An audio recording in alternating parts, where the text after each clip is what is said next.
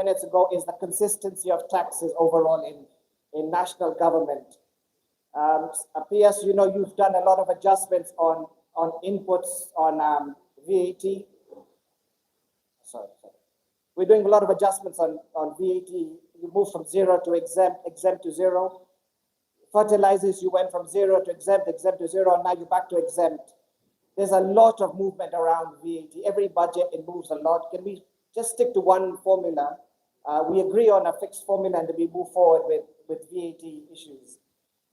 PS, as you know, we have put a proposal to your office that instead of having 16% and 0% and 8%, we have a middle category of maybe 6 or 7% VAT to allow us for you to raise some revenue and for us to claim back our cost, especially manufacturing things like pesticides, mosquito nets, fertilizers. So we're proposing a middle ban for VAT. That will save a lot of manufacturers the problem of VAT refund you're having. CS, this is particularly for you, my friends here at PSs. All your regulators, all your state departments have started charging us. Every week we're getting a new fee or a levy or a tax. Again, we completely appreciate the fact that your departments have to function. If you look at what's happening to UCR, the Ken Trade UCR, I know Chris knows about this. President agreed that he'll bring it down to 300 shillings for a UCR fee instead of the $10, and we cap it at 80,000 per company per month. KEBS have now charged 0.2% on manufacturing. CS, I don't understand why flour and horticulture exporters are considered manufacturers, but madam, even exporters, flour exporters are considered manufacturers, and they're also having to pay the 0.2% tax as from last week. Leave manufacturers aside, and all of these guys who are the real backbone exporters shouldn't be paying their KEBS 0.2%. AFA, my friend, Dr. Bruno is here, Professor Bruno is here. I know I told him I was going to complain about him today. He's increased the wheat import levy from 1% to 1.5%. Again, PS, we don't mind that. We're requesting you cap it. We don't pay the 1.5%. The industry and his office had agreed the rate, but cap it at a certain level, 1 million shillings per company per year is fine, because of course we understand you have to run departments, but don't keep it unlimited. 1.5%, previously was 4%, brought it down to 1.5% is okay, PS, but again, like KEBS have done, cap it at a certain rate. PS, this is for you. VAT refunds always been bugging us a lot. We are proposing that you come out with a special infrastructure bond or a bond. It's only 18 billion or 17 billion. Why don't you just come out with a bond, 10-year bond, pay off the VAT refund? So it just solves the problem once and for all. Some of these guys, Flamingo exporters, you know Flamingo, it's 1.4 billion shillings VAT refund you owe to them. It's just not fair on these guys, please, PS. So come out with a bond, come out something that is constructive. You pay interest on it, but it allows private sector to get cash flow. And finally, I know that I'm the first in the speaker. So CS, I wanted to, on behalf of the Potato Council, to welcome you to the first ever African International Potato Congress, which is in October next year. And I know that my friend behind you is chairing it, but it's the first time Kenya is hosting it, first time Africa is hosting it. I know PS Rono knows about it, but we wanted some funding from AFA on it. And I know Bruno, where's DG Bruno? DG, please give them some money. You have a lot of money, give Potato Congress some money. Thank you very much indeed, ladies and gentlemen.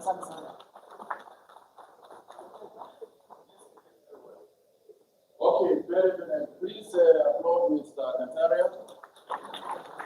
I think that is very well done. Flowers and fresh produce. Flowers and fresh produce, if you are not here, it goes on. And please forever be quiet. You know how it is during weddings. Very specific, exactly the way Mr. Cantaria has done, that's the way it should be done. Thank you. Yes.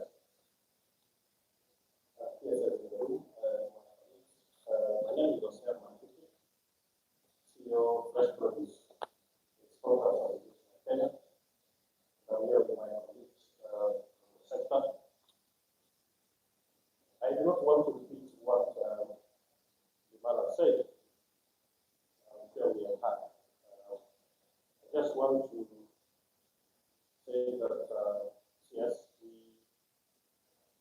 when we grow flowers, fruits and veg, we pack them in boxes and export them.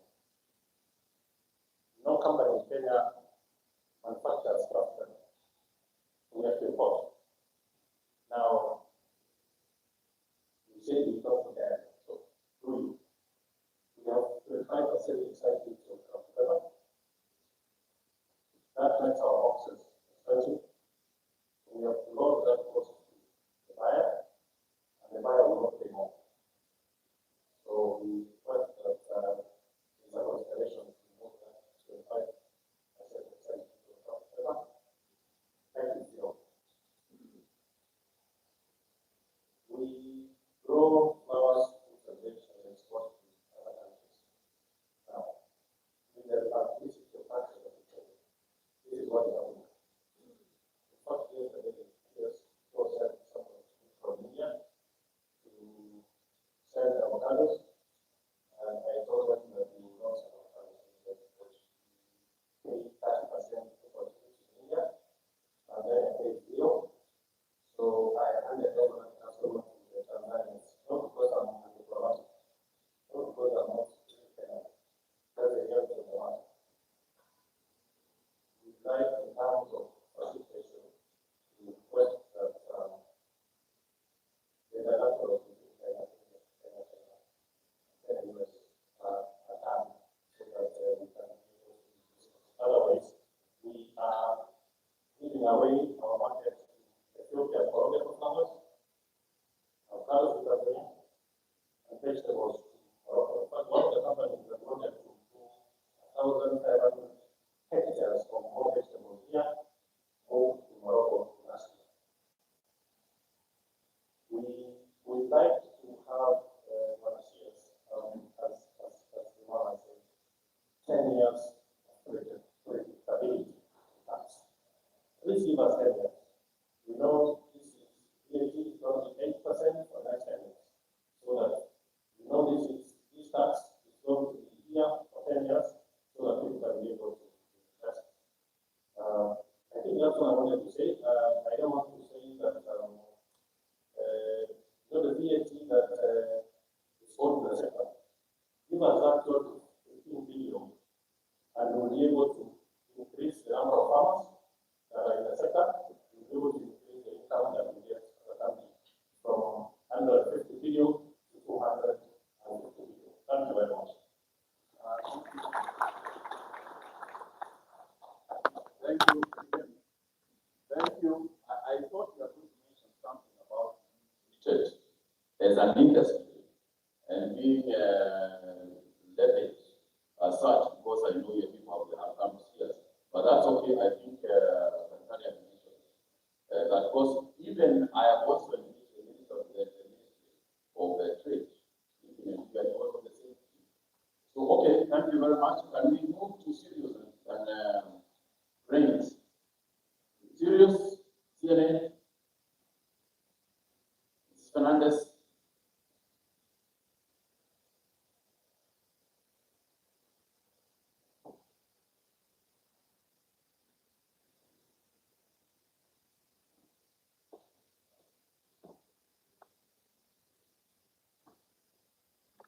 Good morning, everyone. Thank you very much for this opportunity. I will be quick, taking my instructions. I wanted to talk about the levies that we're paying, and I know we've already talked about them and how each government agency needs to raise levies. I just want to give you an example, Bwana PS, now that you're here. For the wheat sector, we are paying 19 billion shillings in the 10% duty and levies. On top of that, we are paying another 2 billion shillings directly to the farmers as a premium price, and that is the only thing that allows us to import wheat. So I think, as one CS had said, how is this money being used to really build up the sector, the wheat sector, the levies that we're paying, the AFA increase in levies, what is going back to the farmer? And I think if we understand what's going to the farmer, nobody will complain about increase in levies. So thank you.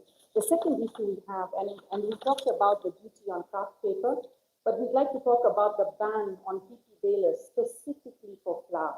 And I tell you what that costs us. Our packaging costs have increased by 20 shillings per bale, translating to 14 million shillings per day, and almost 5 billion shillings a year because we can't use PP balers. So two options. Can we allow controlled reintroduction of recyclable PP balers for flour, or can we reduce the duty on kraft paper? My third concern, sir, is all these duties, all these levies, one, makes us uncompetitive. And what's happening in Kenya is the formal sector is losing market to the informal sector. When I joined CMA, I think we were 18 years ago, we had 70% of the commercial market in maize. Today we have less than 30%. We cannot compete. We're paying for packaging. A lot of guys don't pay for packaging. We're paying the levies. We're paying KEBS prices. KEBS is only able to monitor a lot of the compliant millers right now, while there are a lot under the regulatory radar. We can't compete. Our products out there are more expensive than anyone else. So the biggest concern here, yes, is it's a food safety concern. What's going out there is not being tested for aflatoxins. It's not being fortified. So what are we feeding people by moving more to the informal sector? And my final one, this is the only opportunity I get to talk about the subsidy.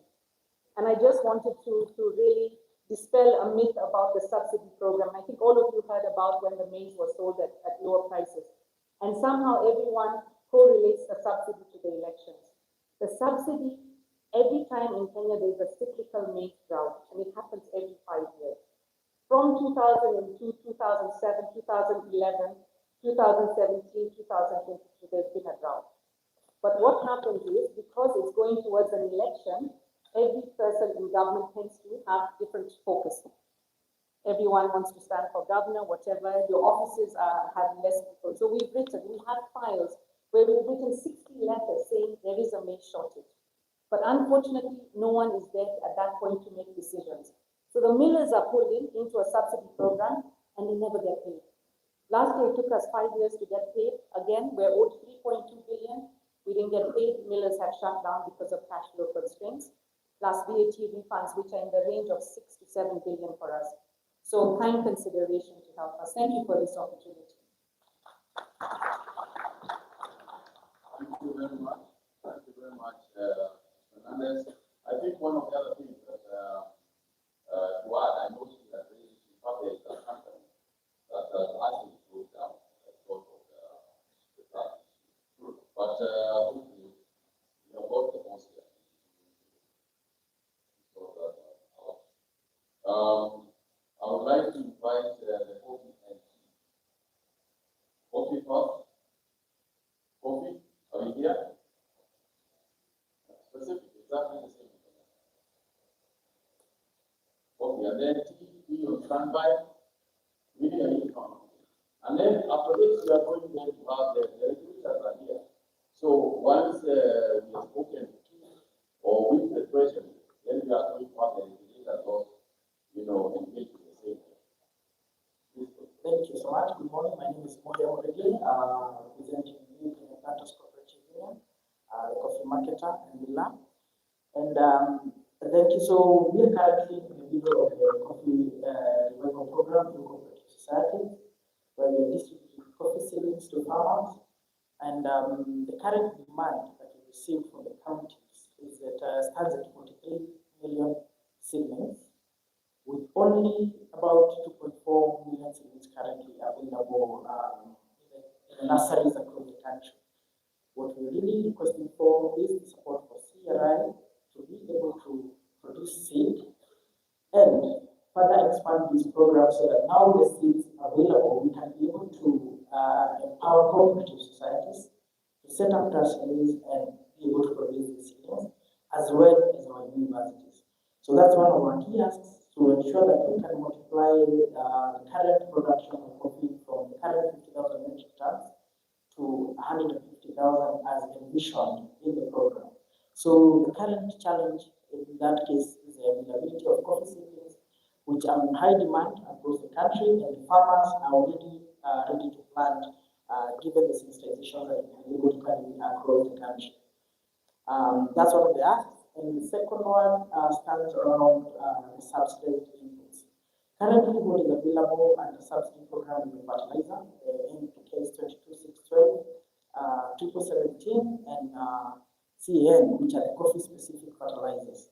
We would like to ask for the enhancement of this program to cover all the other agro inputs that support the coffee value chain.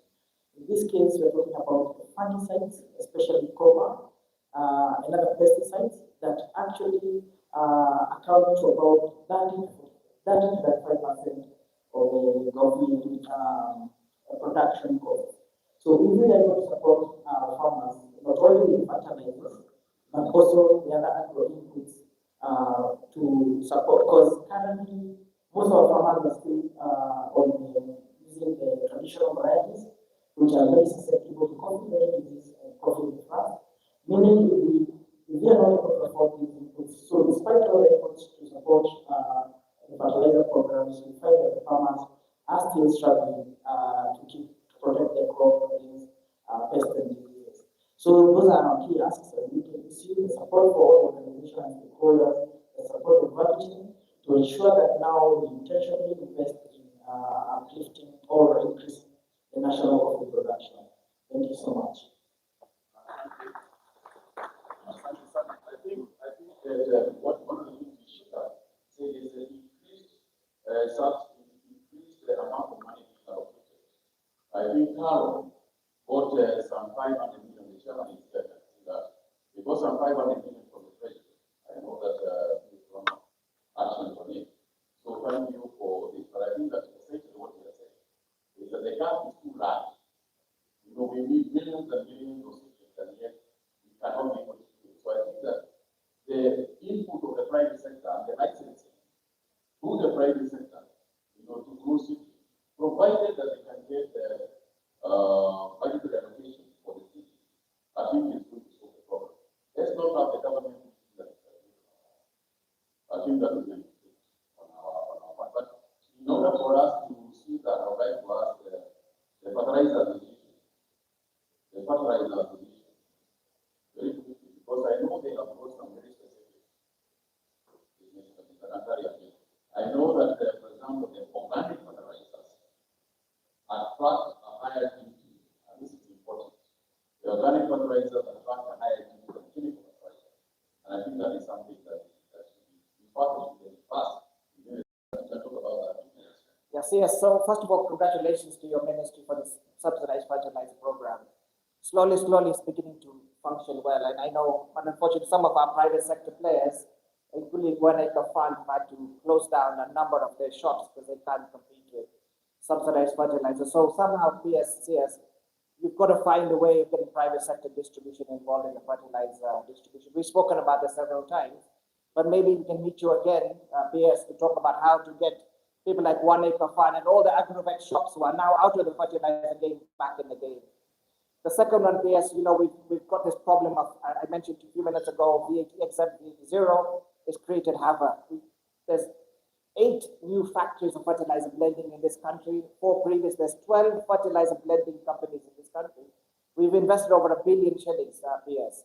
You've got to come and see our factories. It's amazing amount of stuff happening in this country thanks to your fertilizer subsidy program. You know, it's working well.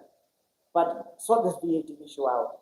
Third thing, CS, you mentioned about organic fertilizer. So the Fertilizer Association of Kenya is now rebranding this Thursday, when I was hoping you'd come.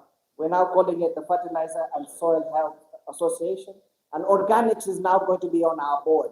So we are saying, as fertilizer industry, organics is going to be part of our distribution channel. We're very supportive of the overall, you know, integrated feeding mechanism. So, Rono, if you can help us with getting this issues of taxes on organic sorted out, it'll help us massively in regulating the organic and inorganic industry. Thanks a lot, CS. Thank you. The tea sector, tea, and one from the tea sector, 2 minutes.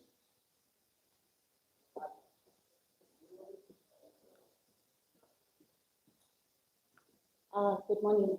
Thank you, Bonnie. My name is Linda Walsh, the Chief Executive for Kenya Brewers Association. I'm here with my chairman, Kenya Brewers Association, Mr. Kenneth Kelly, and the executive officer of East Africa Citrus is also here. When I see us just first is there is a planned enforcement by KERI over ATM's compliance for year 2025, year of income 2025, with effect from January 2026. But and the team from Treasury, industry, the tea industry, has initiated steps to secure compliance with ATMs. We are, however, facing the challenge. Here we are dealing directly with farmers. For large-scale growers, we also process tea from farmers. And some of these farmers will be advanced in age or may not be registered with caring, so they may not have clarity, or may not be registered in NIPASHE, so have the skill of police for both the NIPASHE. What we are asking is an expanded transitional period to enable us to adopt sensitized farmers and registered farmers so that we are able to comply with the agency requirements. And enforcement for the year of income 2025 will put the industry on a clash course with the regulator. But the second issue when I see us is, I think, escalating cost of doing business in the country. This has been mentioned by the earlier speaker before me. Tax has been mentioned by Dr. Bimal Kamparia. I'd like to mention the Water Resources Authority, which has undertaken a 1,000% increase in water tariffs. NEMA, which is enforcing emission measurement and compliance for the tea industry, a relatively environmentally friendly industry, at least at the production level. County government, it's important that Honorable Isaka is here. Allow me to illustrate for you, Manasias, what the impact of some of the measures that come to this for tea. A large-scale tea grower is defined in the law as someone who holds 50 acres of tea. The measures that come to governments at the moment to increase their land use are going to impact tea like this. The valuation process the countries are taking will mean that an acre of tea would be required to pay up to 26,000 shillings in land rates, if rates are maintained at 2% annually, as they are currently in most of the county finance bills. Should rates be reduced to say 0.5% of the value of the land, that would mean an acre will be charged 6,000 shillings as rates. What is the impact of this? If you compute the amount of tea that you get from an acre, that will come to about 600 kilograms. This is a very advantageous, favorable assessment of the productivity of an acre. You get 600 kilograms per year. We saw that the average price of $2, which was the average price of tea in 2024, you get an income of 154,761. Out of this, you would be paying 26,000 shillings to the county for land rates. I have not factored in cabs fees. I have not factored in transport or the cost of labor or the cost of transport. It will be a key to put income into the farmer's pocket. I've not counted the 17 permits that KED is charging one manufacturer of tea for standard month. So when it appears, I think the cost of production is killing the industry. For tea, it is killing our competitiveness and any opportunity we may have to make inroads into the Africa continental area. Then finally, allow me to appreciate your statement that services by regulators should be aligned to the charges they are imposing. I've mentioned that tax is charging a tea processor 17 permits, just kept alone. How is this coming about? Tea is manufactured as a dryer mouth tea. So tea comes out of the dryer in a factory as a product. It is then graded into different grades for presentability of the auction. KEBS has classified each of these grades, which does not reach the consumer, has classified each of these as a product. So eventually, when it goes to the auction, it is presented to the buyer can see what they prefer. Then, I'm summarizing, thank you. The buyer picks the tea, then the tea is blended eventually. But at this point, KEBS that you've already paid your 17 permits fees for standard market KEBS, we are now going to pay 0.2%, which is moving from 400,000 to 4 million. We cannot compete in the region. oil in the market, and 95% of tea is exported. So, Bwana CS, I understand that most of these measures arise from the medium-term revenue strategy. What we are asking as industry is that we take stock. There has been a request to have a moratorium on new charges and wages. We urge that this is seriously considered. Otherwise, putting money into the farmers' pockets will remain high.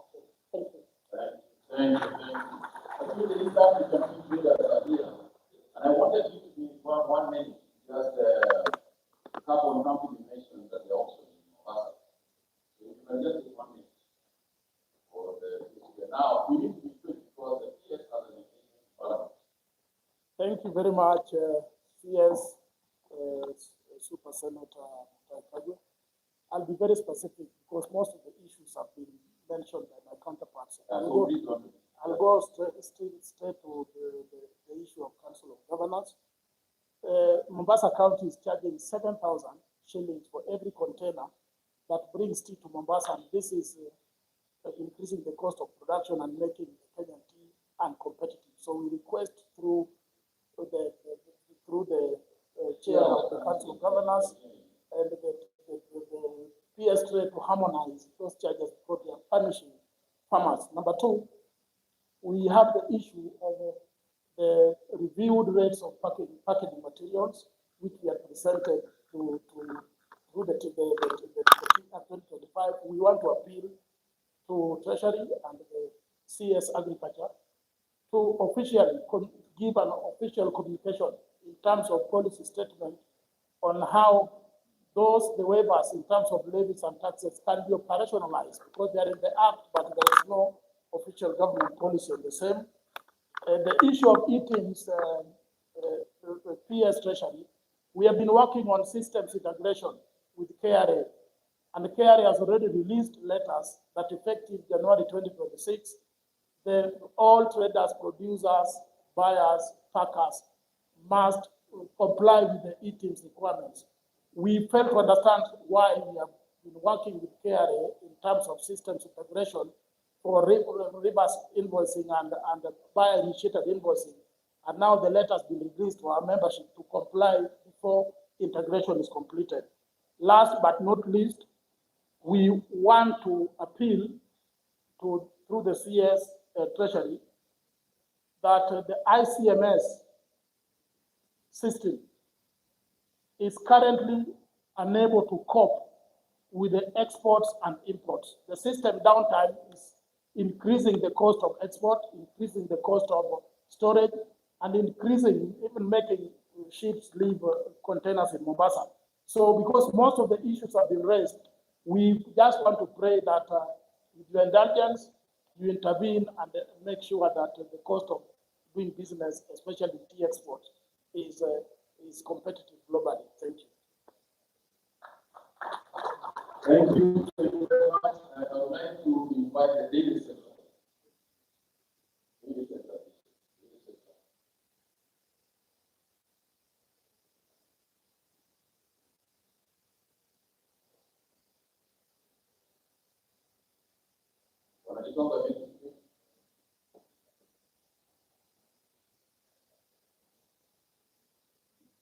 Thank you, Waziri, and all of you. My name is Kennedy Tonga, Chairman of the Process Association. As we have 4 items, and I think 2 of them have been mentioned. Number 1 is eating. Waziri, we have been challenges with the farmers on compliance because out of the 5 billion value chain of milk, only 40% of the milk goes through the formal processing sector. And 60% is out there. Most of our farmers are 3 liters and below the average, and farmers are struggling to comply in this area. We are only requesting that you exempt dairy farmers like tea and coffee farmers have been exempted. It will be fair just to treat them the same so that you grow this sector we are trying to do that. Number 2 is on packaging material. My colleagues have mentioned we pay duty of that 5% and excess duty of 25% when the packaging material is branded. That makes it about 60%. And we are having a challenge with our neighbors because in the region, especially in Uganda and Tanzania, they have been exempted. They are accessing the same packaging material at 0 rate. We are only requesting for harmonization of tariffs so that we're able to compete. Number 3 is on the ingredients of high value, that is the input used to yogurt and other value additions. We are requesting the government to support in the input side. You can touch that at the market level so that we increase, because only about 5% of Kenyan dairy milk is used to do high value. The yogurt and the cheese are not grown. But if you're not careful, the neighborhood is a lot of activity happening there because the government are really supporting. We are also requesting support on the infrastructure or the improvements, that is the processing equipment. Like Uganda, we have seen about 3 dry powder plants have come up the last year.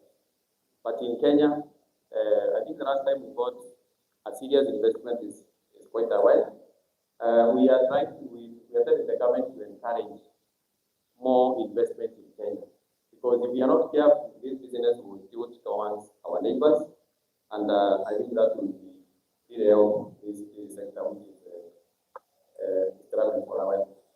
If just a small, those 4 items are touched, we can achieve what the government is trying to double the production and also the manufacture or the processing of dairy in Kenya.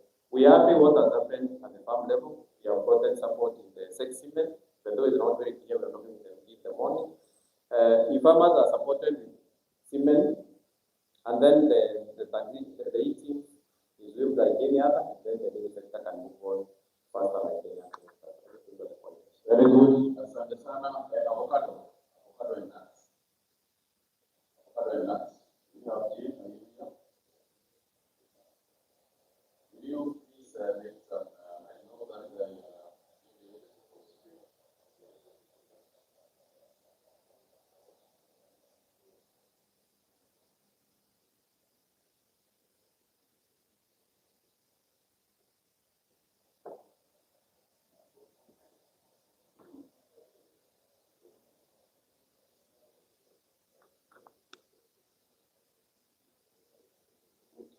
Thank you, Bwana CS, Senator Kagwe, for this 2 5 minutes to make our points as far as macadamia sector is concerned. I'll speak about macadamia sector.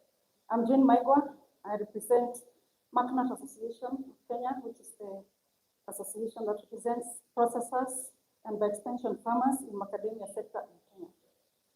So the issue that we want to present that is pressing for the macadamia sector, as far as over regulation and compliance burden that we have, I would like to raise the issue of the permits, the various permits that businesses have to have in order to operate. So there's a county business permits that we pay. Of course, we've got to pay that for us also to get the food and hygiene licenses and fire licenses, just like all other businesses. But if you're also an EPZ company, you also got to pay for the EPZ license, which we pay $1,000 per year. That's about 130,000 Kenya shillings. And I know as EPZ companies, if you're an EPZ company, you're exempted from the business permits, but you cannot get the fire license, you cannot get the food and hygiene license if you don't have a county business permit. And that sometimes presents a lot of not sometimes, it's definitely a compliance burden, having to pay double levies. Then there is the issue of the various levies, the cess. I want to pick up the cess issues.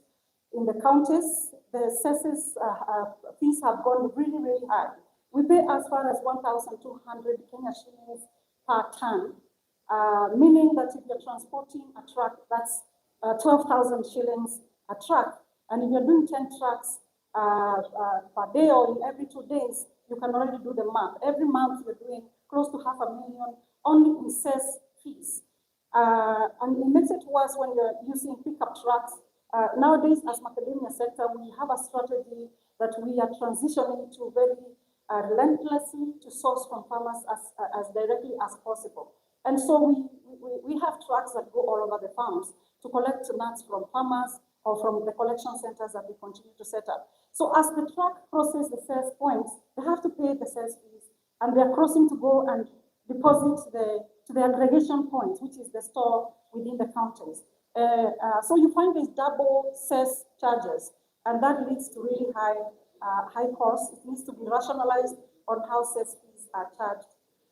The issue of, especially the new standards levy that has been gazetted recently, I think in August, which companies, manufacturers have to pay 0.2% of monthly turnover, that highly increases the cost of doing business and kind of overlaps with a number of other levies that are being charged. We have to pay, of course, product-based levies to KEBS.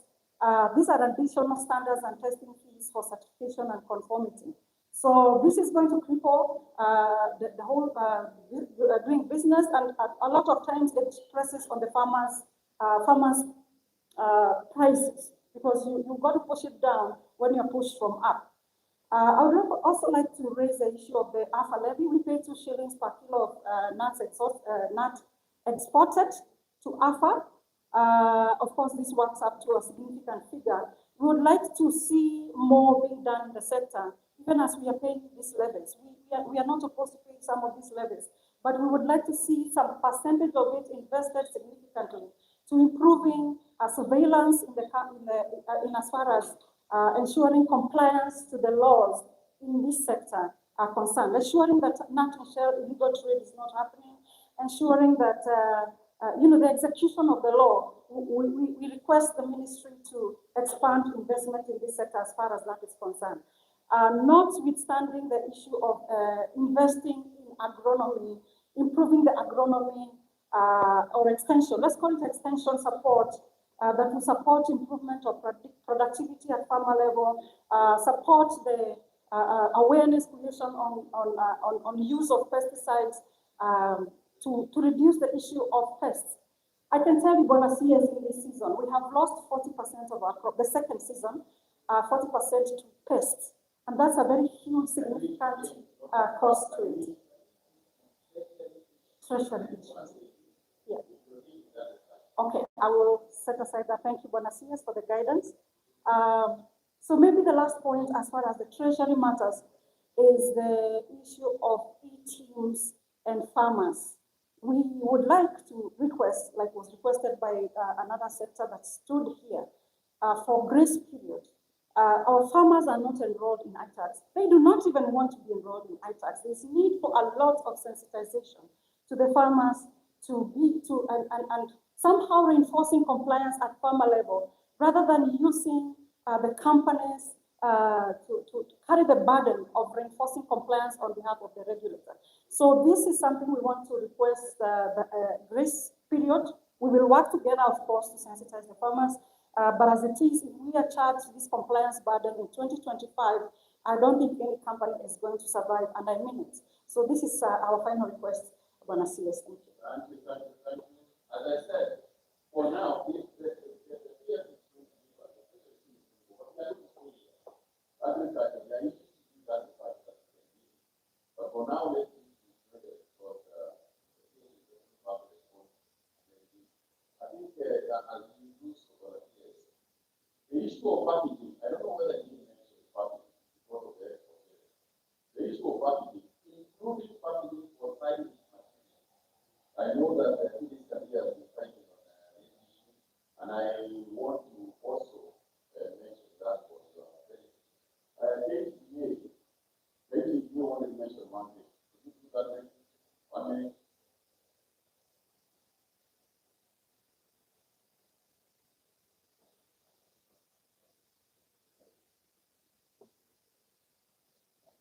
Thank you very much, yes. I'll quickly go to the issues that mainly touches on treasury. I'll try not to repeat from the previous one. My name is Simon. I'm the Chief Finance and Traffic Director at RUTO'S. I wanted to mention on the issue of fertilizer subsidy. We thank government for the fertilizer subsidy. They've been funding us, but there's still a balance. It is written to the National Treasury. If you can help us.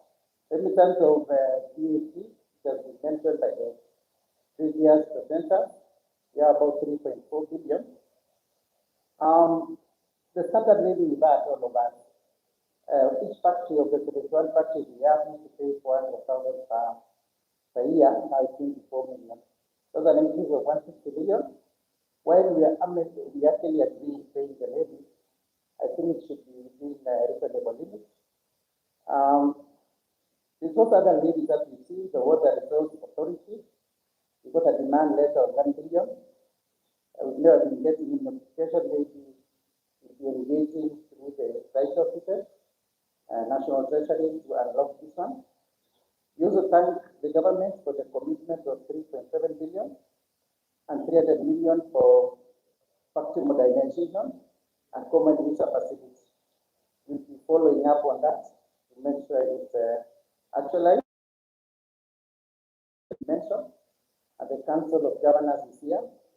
We produced in 16 counties, and we want alignment in that. I think that's what I can mention, but to thank also the government for the removal of VAT on packing material. Thank you very much. Yes. Want another 5 billion. 5 billion eggs. Where is what? Are they here? Very quickly, specific.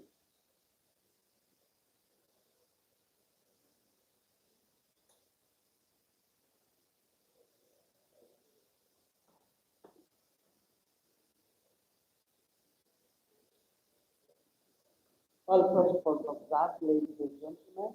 My name is Mary. I represent an approach farmers. When I was there, our issues are like an organization that represents farmers. Currently, we have seen an overhaul of dumping of chicken tax. And we all know what that means to us. So on the flip side, it will be important for the regulators to be able to help us with this, because when you're talking of an industry that is supposed to be able to support women and young people, when we are having offcuts, then there's really need for us to be supported.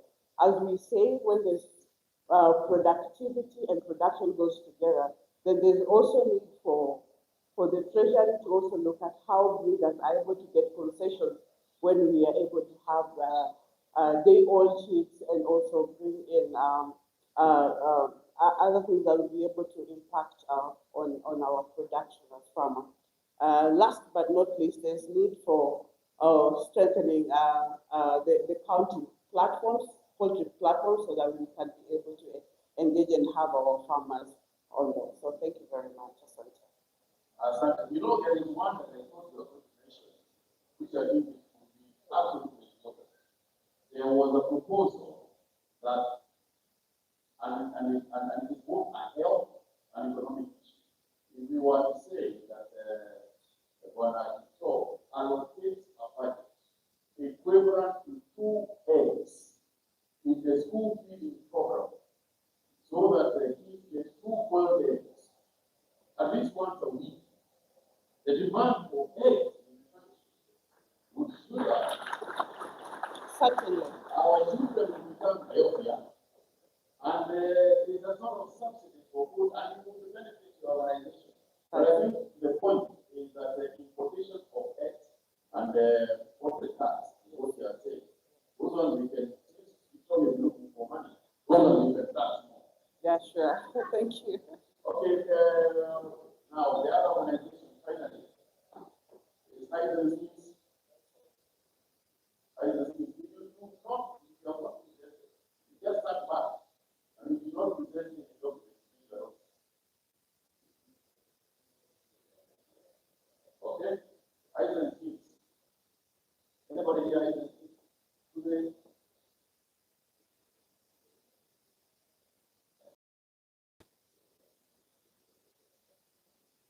Thank you, CS, and all others. Good morning. I'm presenting here as the Leather Effect Society of Kenya, and we got concerns which we addressed. Threats to raw material security, hides and skins making their way to the food market in West Africa. That is our concern. Recommendation issue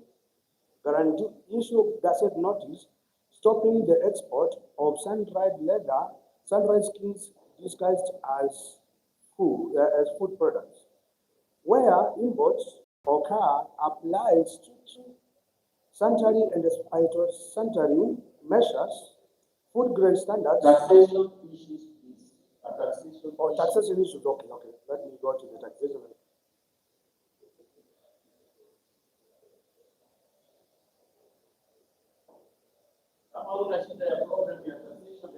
Reinforce 35 to 50% CET on finished leather goods and footwear,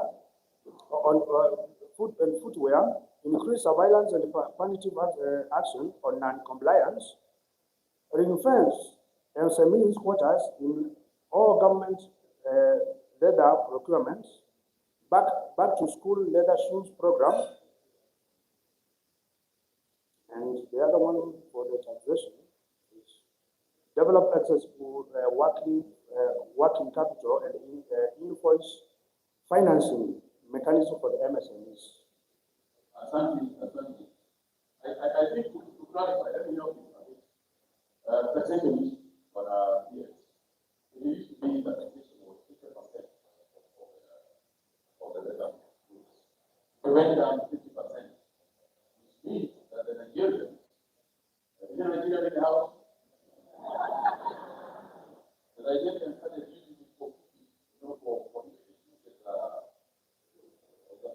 whatever. So again, that means that we are taking away our leather instead of supporting the leader. You can take some 50%. Now one more is the animal. Again, go specific to what you want.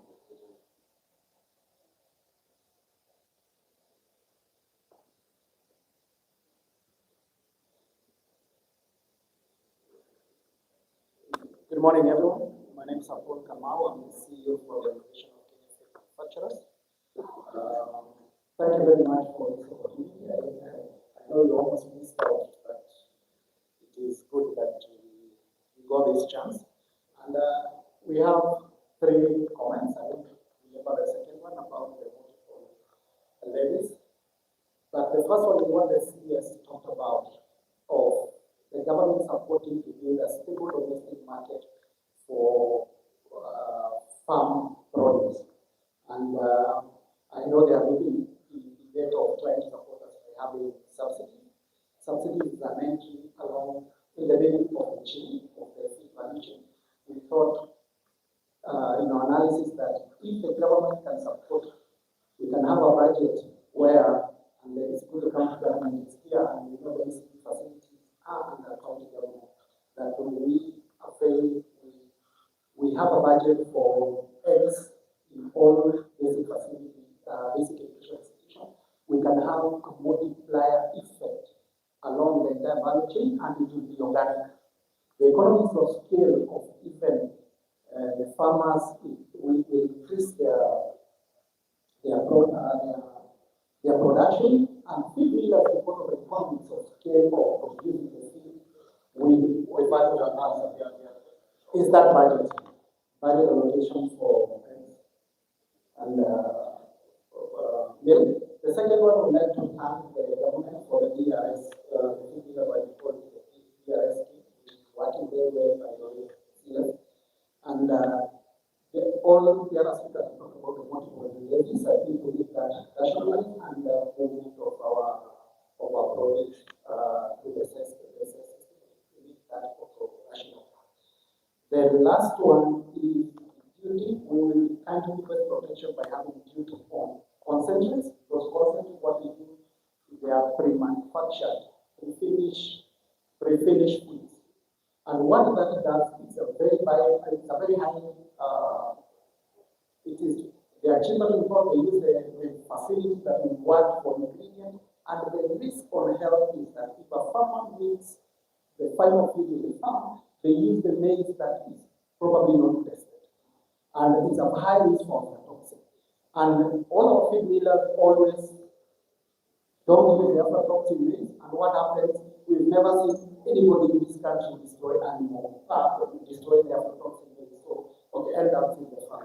So we pray for protection and we request attacks for consent. Thank you. Thank you. Thank you. The final one is the focus. I know we have done it for 5%. If you are saying that there is more, I just wanted to know what the greatest extent increase that fantastic group.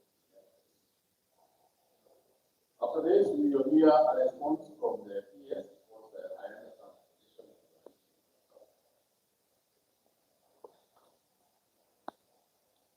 Good morning, everyone. My name is Adanur Gairapi. I'm a chairperson of Kenya Meat and Live Animal Exporters Association, KEMLE.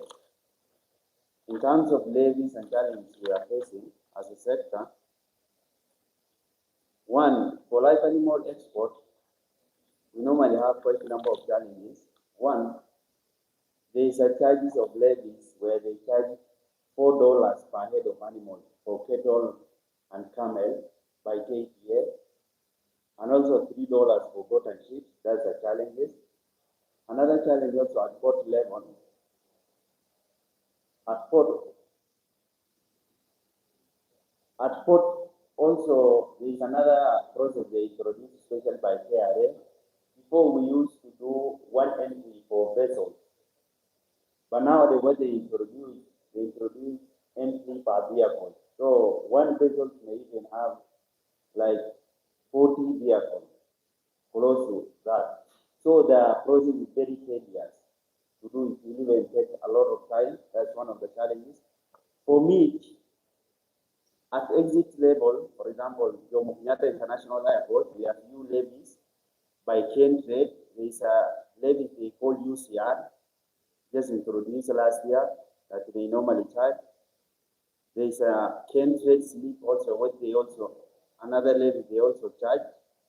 There's also port health. Those are some of the levies. Also KEBS, according to their notice we have seen, from next year they're introducing 2% of levies on turnover.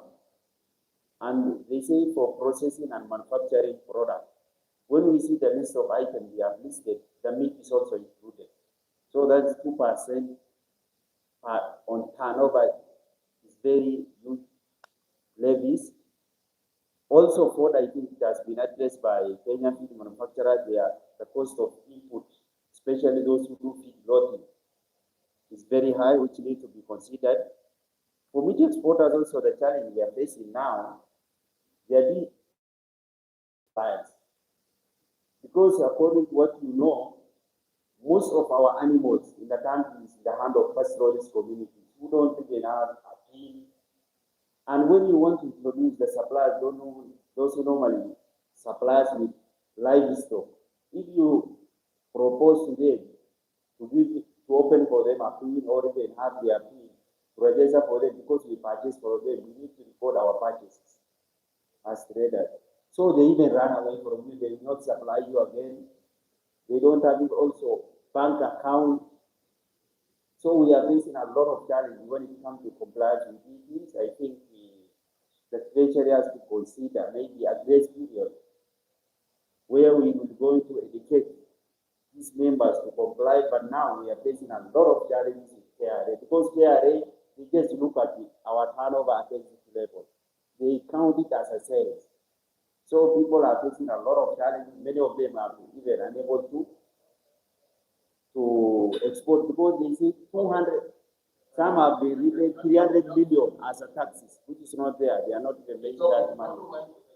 So those are some of the few challenges we are facing when it comes to levies and charges. Thank you very much. Asante sana. I think government for that was okay. Because the fees are like in away. I am asking you to respond, but there was an issue of tax. What is the issue of tax? Okay, the seed producers, we understand the seed producers but what we can do in the interest of time, I will use the chair and your hand over the concern.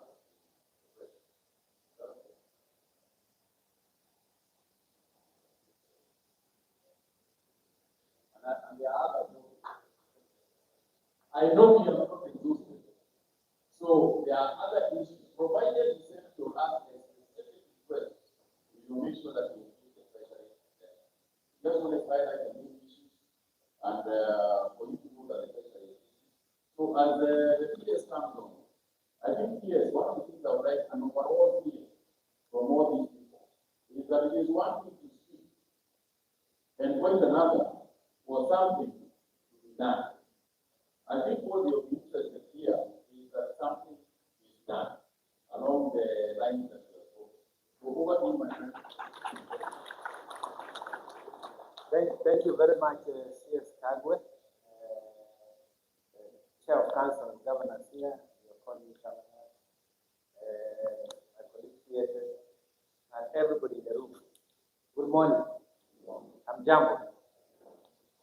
Yeah, I was just telling CS, I run the risk of being told to go back because I am a date with the public accounts committee starting at 10, and I need to be there. It must have been recently. There was somebody saying I need to attend 15 times. So, CS, I have your attention. Sorry. First, apologies because I was to come with you. We had agreed to have a meeting with you today, but somehow we didn't get a confirmation that we have this meeting today. So I think that's the problem. Otherwise, I wanted to come with my chair. So we have an engagement at the because we believe that the sector is important and we want to engage it because it's an important sector of our economy.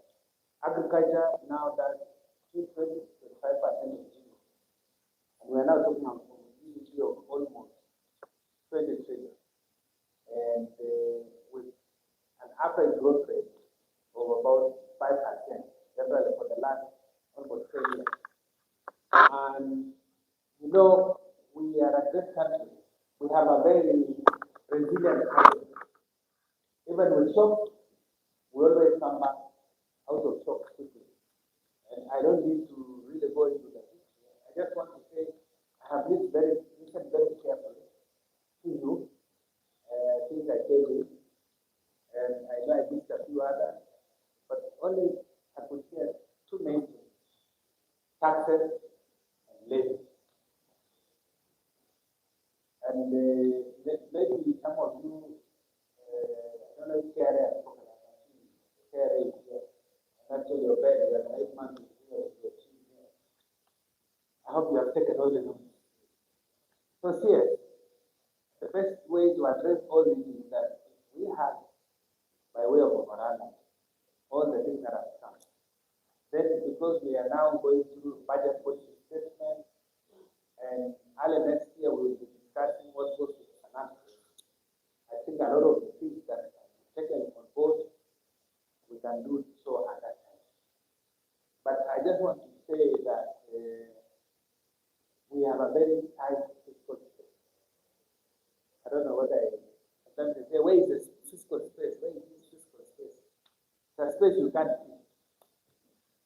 But just 10 years ago, revenues that we used to get, 16% of it, we were using to pay interest on our debt. Today, 10 years later, we're using 48.5% of the revenues we get from KRA to settle debt.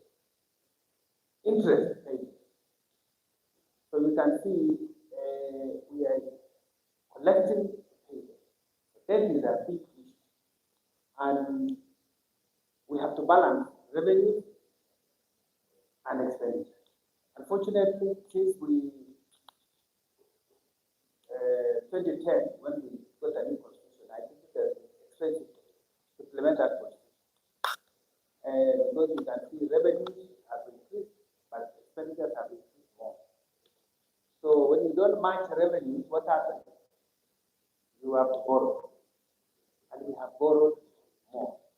Some of you, if you know the history, in 2012, 2013, we were rated a country of low debt distress.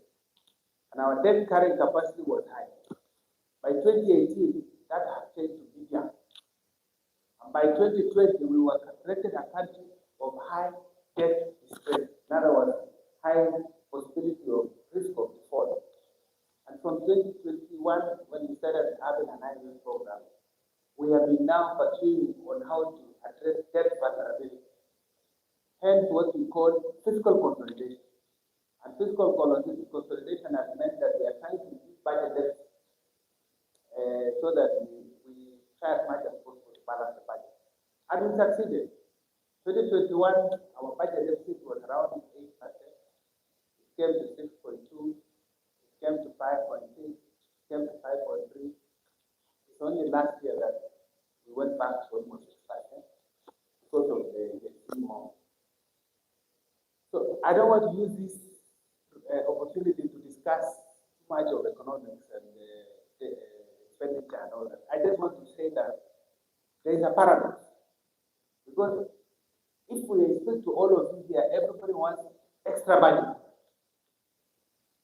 But if we ask where we are going to finance that budget, you will find that everybody wants to say, please reduce my budget. And that is the challenge we have with KRA. We have worked with KRA, but recently, CS and I decided to do a one-off support to KRA to give them more resources so that they can collect.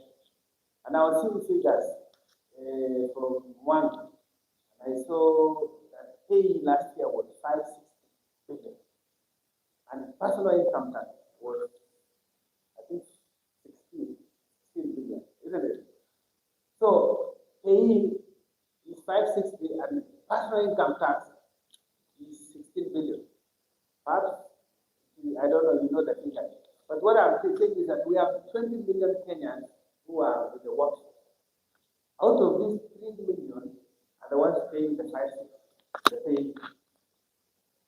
17 million Kenyans are paying us the other 2 million. So perhaps for Ben, you need to come and explain how you need to reach out to the rest of the sector. So let me go specifics to the issues I've raised here, because first there is the Qatar. I think demand. I listened to you. I think the issue of predictability of tax is something that we agree. That's why we have now come up with a national tax policy. We have a medium-term revenue strategy. But of late, as part of the reform, we have been trying to address the issue of high tax expenditure. Now we are talking about almost over 500 billion we are spending to meet tax expenditure. In other words, the incentives we are doing to various sectors. It's an area we are having discussions, and I think we will engage you more on that. But on the issue of levies, I've heard everybody talk about levies, and I know at Treasury we call them non-tax expenditure. And we want all regulators to be off budget.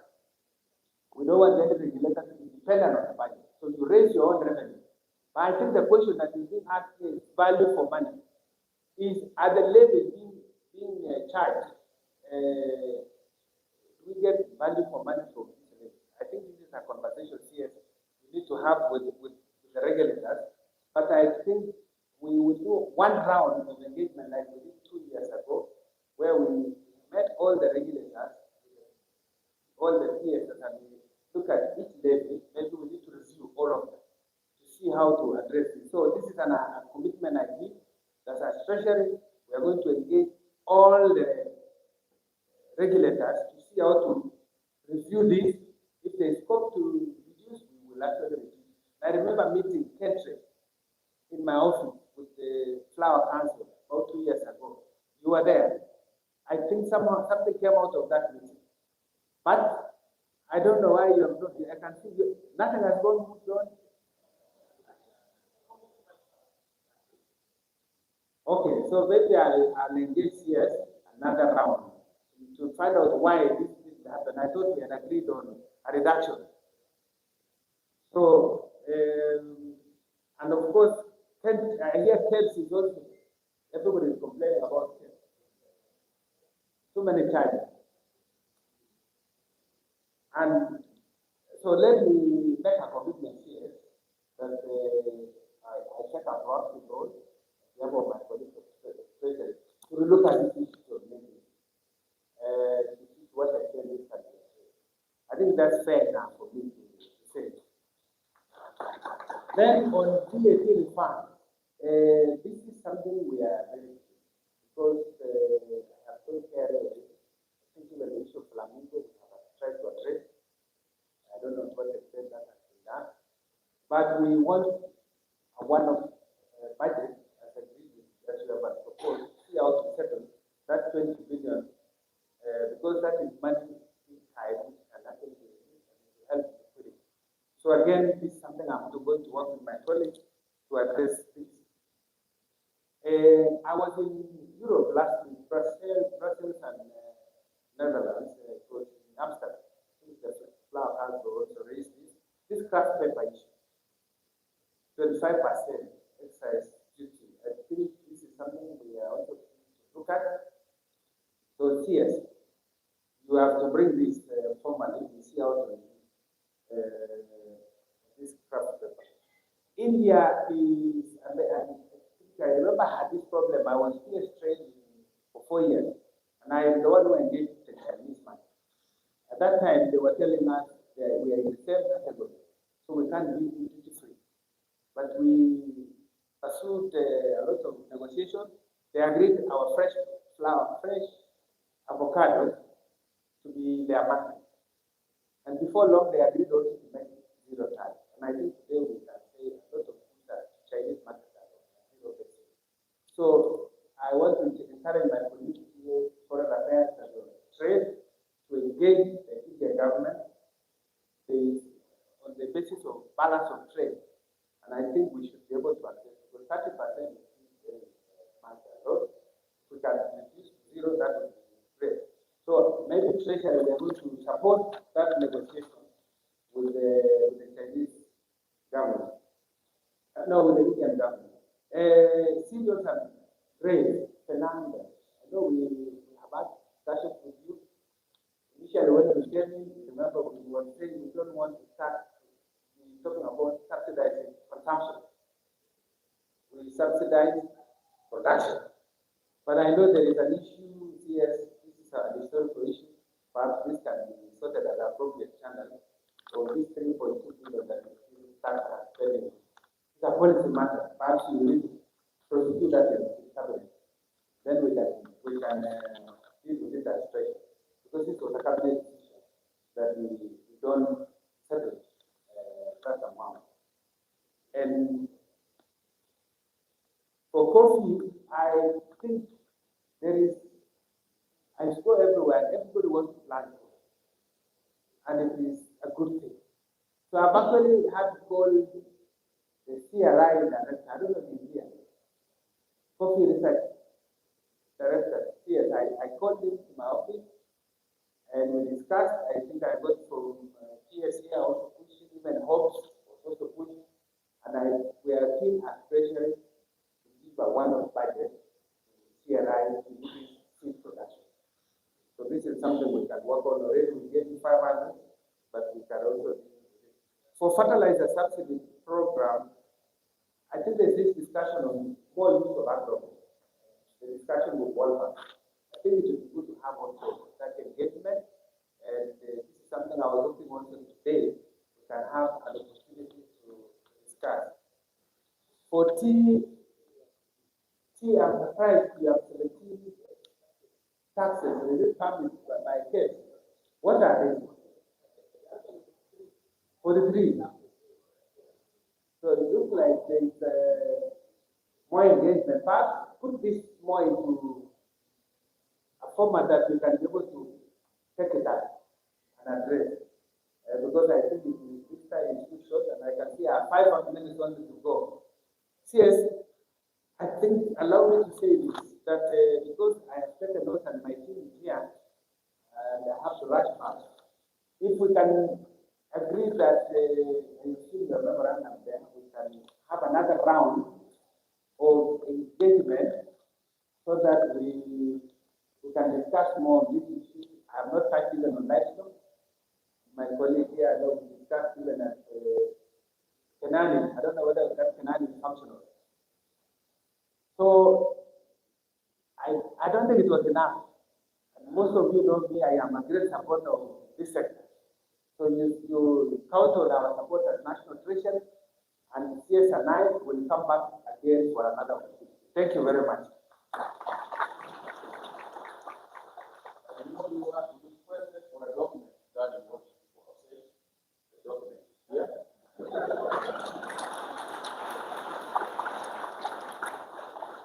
Let's just say that I'm the one who is holding it. I have to give it to the treasury. So thank you. Thank you very much. Can I honor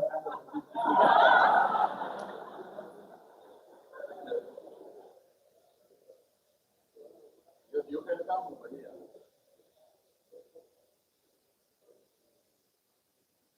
I'll take it.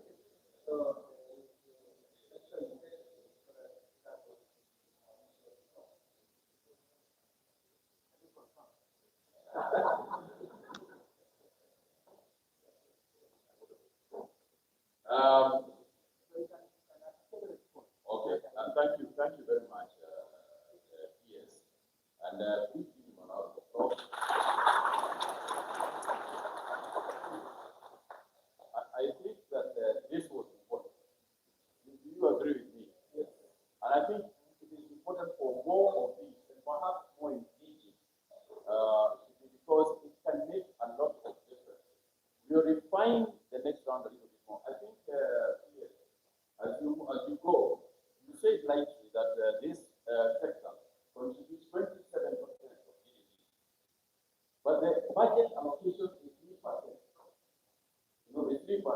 I think that the Maputo Declaration and all those declarations, Kampala, aimed at 10%. We will not get 10%. I know that because of what they are saying. Just move it this year by only 1.5%. Not even. Just 1.5%. Asante, nipatie makofi tafadhali. Now that we've got information here, I would like to ask him to respond to some of the issues that were raised. And if there are other questions that you would like to ask, then you can also do so. I am the MC today, and you are noticed. But I think it is so important, and I want to emphasize it. Please.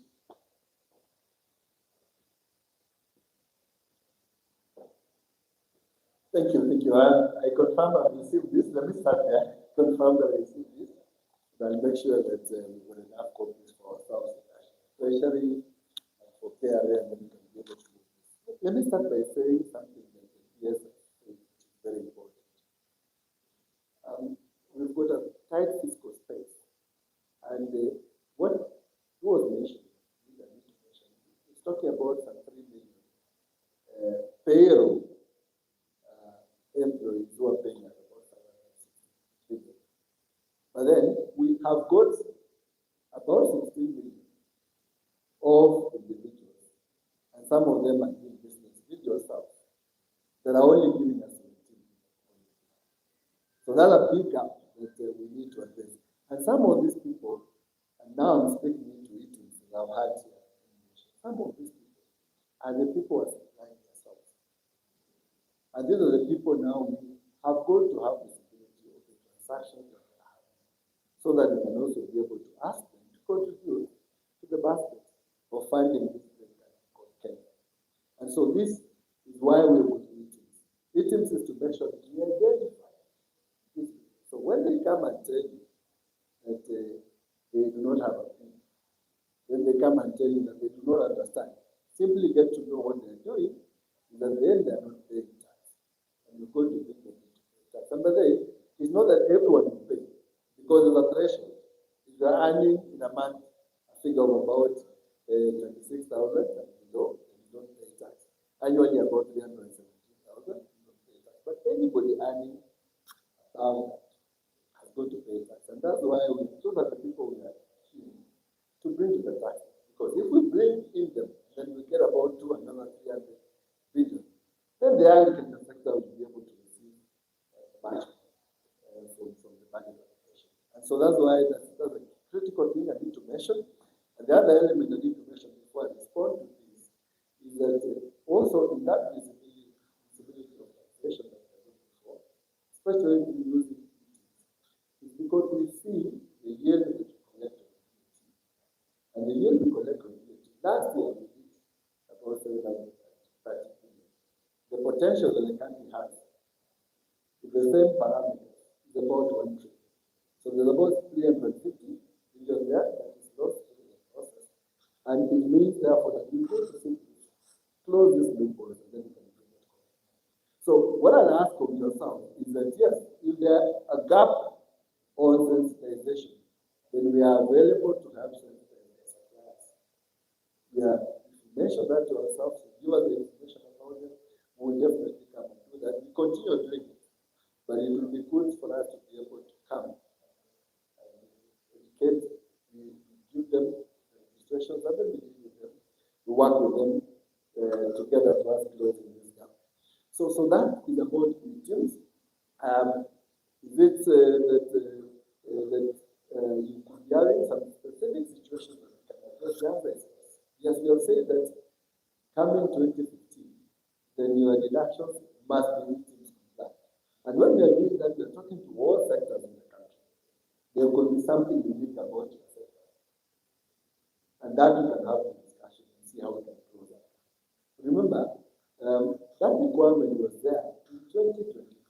So we left out 2024 because we are still working towards making sure. So we did that, but now 2025 we go to come and close that gap. And so if there are specific issues with the industry, with critical players, we are available to support them. Remember, the objective is not to punish anything, but the objective basically is to ensure that we get to know more and more of those people who are not contributing to the future, and bring them on board so that we can be able to contribute to the future faster. We've also had here about issues about our systems and controls for customs. So I want to ask the Treasurer comes because I came with him along so that he can be able to respond to some of these issues. So Treasurer is going to come along to help us on that. And if there's any other issue around tax, CS I just mentioned about refund. The moment we have most of your refunds, we have processed them. In fact, many of the agricultural companies are in the green channel because most of you are exporters. So we already processed it. And the moment we get funding, we should be able to make sure that that is get funding as quickly as possible. But in the long run, which maybe has been mentioned here, is that you're beginning to look at the entire architecture of VAT and see in the long run how can you make it easy for yourself so that you don't have to get the fund back to care. And then you get into the situation of funding. So how to do that is try and make sure VAT moves away from a very regressive regime that we have today to progressive regime. And I'll explain what that means. The zero rating that is being given today, there are twofold. There's one for the fund for export to make sure that our products are cheaper when they go to other markets. That's easier to take. But the other element that is affecting VAT funds big time is on the zero rating. And the zero rating was supposed to be given to the vulnerable households. People are earning less, and therefore they should be paying VAT. But in the measure the way we are doing it, we are passing that zero rating to everyone. So that the people in the room here plus myself, who can afford to pay VAT on bread, on milk, on maize, they're all paying. They're all being exempted from paying that. So we are building a model that will ensure that we identify vulnerable households, then remove the VAT zero rating. And therefore that means that the vulnerable households can be given tax credits or refunds directly, and then move away from the business. And And that means that the issues about VAT funds, for particularly companies that are selling the commodity, that will go down. So that will give us with the exporters, and that will make it easier for us to do it. So I'll ask contractor to come. He can give us a custom position. And if there's anything else I've forgotten, we have got our Deputy Commissioner in charge of Policy and Tax Advisory, Maurice O'Reilly, also make some comment here. Contractor.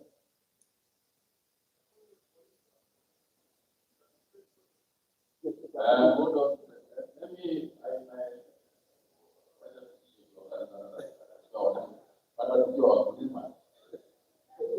let's do this. Let me make a presentation, and then we have another gentleman.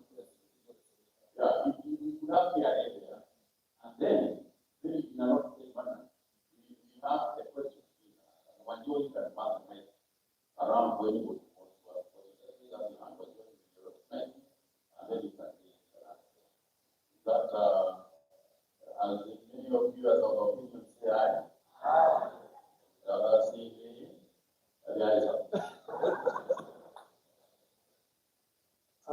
Thank you, and CCS. I would really think that we speak to the issues that are raised, particularly the issues of agriculture, so that we respond to specific issues rather than. Thank you. Mine was very specific. Yes, that is from my friend who I normally engage in some stakeholding. My name is David Ontweka, in charge of policy customs. Trade associations raised the issue with our systems on export for tea. And in that regard, I just wanted to say all these members seated here together, majority of them are exporters, but that was specific to tea. And it was about our ICMS downtime, which I think the PS has already indicated. We have been given resources. We have already embarked on enhancement of the system. We don't think we are the only ones who have contributed to any delay, because that was not part of what came to us. But I'm informed that specifically on the ground, KRA is not the only actor at the port. There are other actors. So those issues about the systems are going to be dealt with, because we have now been funded through the National Treasury, and we have already embarked on enhancement to be able to facilitate that. Secondly, yes, I need just to mention to my friend from the tea sector that our stakeholder engagement is already inviting them into a discussion to bring memoranda on areas that have not been addressed under the port community arrangements, where other state agencies are also involved in resolving delays which are arising in the process of declaration for exports. That was my question, and I've answered it. Thank you. I think yes, we are now ready to take questions. Unless Boris is something else you want to add, you come forward.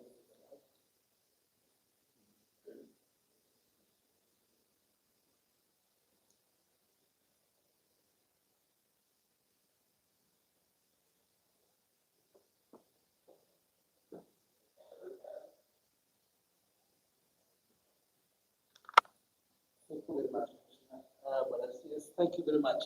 I may not have much to add to what the coach said, but there is something that probably need to clarify. That on the issue of levies, the multiple levies, there is actually an ongoing discussion, and I need to express this. And I believe that probably they are well informed. We need also to incorporate agriculture, because focus is mainly on manufacturing. And the objective is to address the issue of needs. So I believe that conversation basically encompasses national treasury, KRA, and I think it needs to enjoy. The second issue I wanted to mention is is on the issue of heights and skills. I think the representative came here and he wanted to bring out something. Tell you that it came quite clear the issue of exports.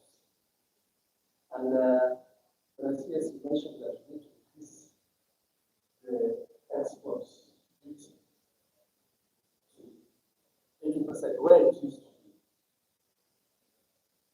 It's a very cheap issue that probably requires a deeper further discussion.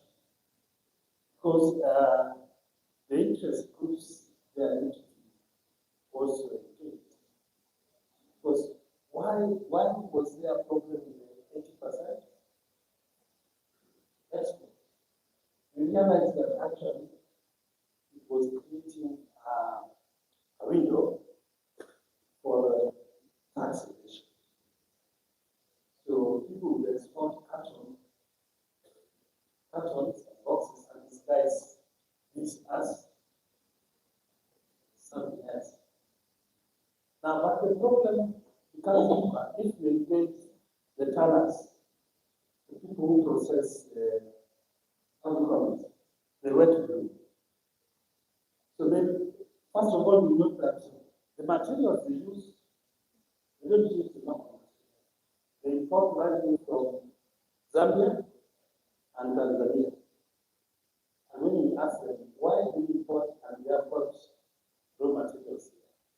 They tell you, they talk about quality. They say that these are not very good for what you're doing. Then now the farmers come and say that you don't get market locally. That is why you don't import 80% export, because we don't have market here. So we need to resolve the markets, local markets issue in terms of quality. Because every year, actually, the good thing I see at Treasury also, we do the budget. We have the same confirmation, but we don't have a solution. Because the farmers will like you that we don't have a lot of money. The tanners will say we don't want this material. So it's something that we will need to look at. Thank you. Any other questions? Anybody with a question?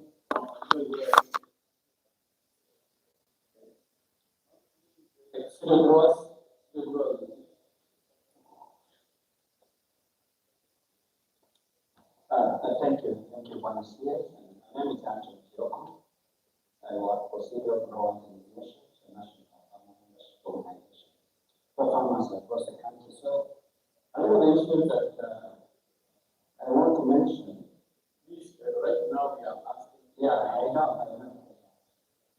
So, there are issues, when you talk about the grain sector, sometimes you are taking a lead, so we never got to speak about that. But now the meetings, we have a serious problem. And I think, listening to the various speakers who have spoken about this, I guess every sector now to engage in a way that they can get to the bottom of the issue. Let me give you an exact issue that we have. Last year, when the issue of onboarding farmers to meetings came up, we supported that. And a lot of the farmers did on board, but a few, of course, will not have on board. The problem we have now is that the farmers who have sold their grain, they are getting demand letters or tax demands from care officials from their farming area. And this is not going to be their turnover. So what they're asking is whether that speaks to the other sense of what relationship they have. Because this could be a farmer who eventually made a loss. But somehow they have ended up going to the market they have sold. And based on that turnover, they're now getting, questions about tax. And that's one of the things that are happening in a way that we really want to speak about public. That and then the rest of the issues I think are mostly related to the ministry and probably are going to discuss in the course of the discussion. Thank you very much. Let's move straight to the question.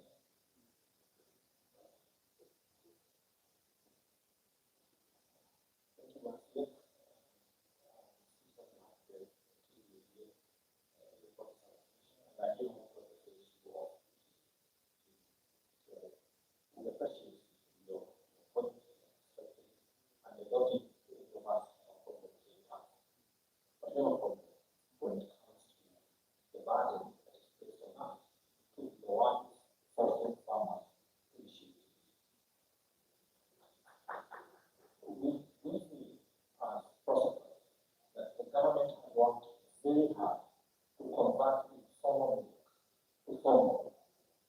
Now, when you go after that farmer, that he has to give you riches, he opted to continue or to go back to selling to the whole country. That really goes to the formal sector. And we know this. The government will because now you have no more visibility of that link. You have no more tax you can levy, which will happen. And now we need to move because we have no link. So we are saying, we are requesting, if there's data you want, we can give you data on everybody we have paid before. The amount, the number, but let us not go to them and try to force them. Issue documents. So that way we comply and we all believe. Thank you very much. Your name? My name is Tuco. I'm the managing director of CitizenTV, and the chairman of CitizenTV. I think this is, first of all, I want to congratulate the CS Agriculture. This meeting is very intentional. As you asked us to be specific, we also like to get specific responses from your colleagues. This issue of duties, we have border commissioner, we have had serious engagements with the former commissioner, that expert. But in the industry, you are at about 90% on the system integration. We are being betrayed by KRA. To turn around and give us notices that we will comply by duties for the year 2025, when we are only 90% done with the job that we are supposed to do. We would like an answer from you that can we stop demanding for this compliance for this year until we complete the system integration. We went ahead because we like people to pay tax so that we can run the country together. We went ahead and told you that why can't you as the government tell us that for every promise that you get, can we get a percentage to the government? We were very much with, but it seems that there's something here which we don't understand. The government doesn't want to tell the farmers directly that they want to them pay tax. We are prepared to help you guys. We've done sensitization to the farmers together with the entire staff from various regions in our industry. But it's proved a big challenge. So consider also just implementing the introduction of the presumptive tax. Please, we will be able to help you. But otherwise, the money will be going around, say we will look into it, and then we get demands. I think it's unfair. Let us be truthful to one another. Thank you very much. One more from this side and then two more from that side. Madam Tuco, Thank you very much. I think everybody in the sector is from manufacturing processes, but I'll get nothing. And I am a farmer. And I want to say all about that. Because the professional farmer is now running away from the taxes that we are facing from all the relevant sectors. And quickly, we are being invited into Tanzania, Uganda, and Rwanda, and we are happy to leave the country so that as we plan to manage your taxes, we are very much.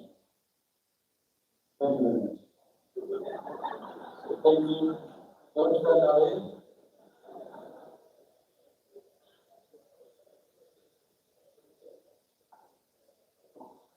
Thank you very much for the opportunity. My name is Tuco. I work for the East African Grain Council, and just to appreciate the sentiment from the CGO and Cereal Millers Association on behalf of the Cereals and Grain Council. So my question is going to be to KRA. Right now, there are efforts and we appreciate what the government is doing to improve production, which is much needed as a raw material for the animal feed manufacturers. I'd like to speak about the issue of soybean, which is a key raw material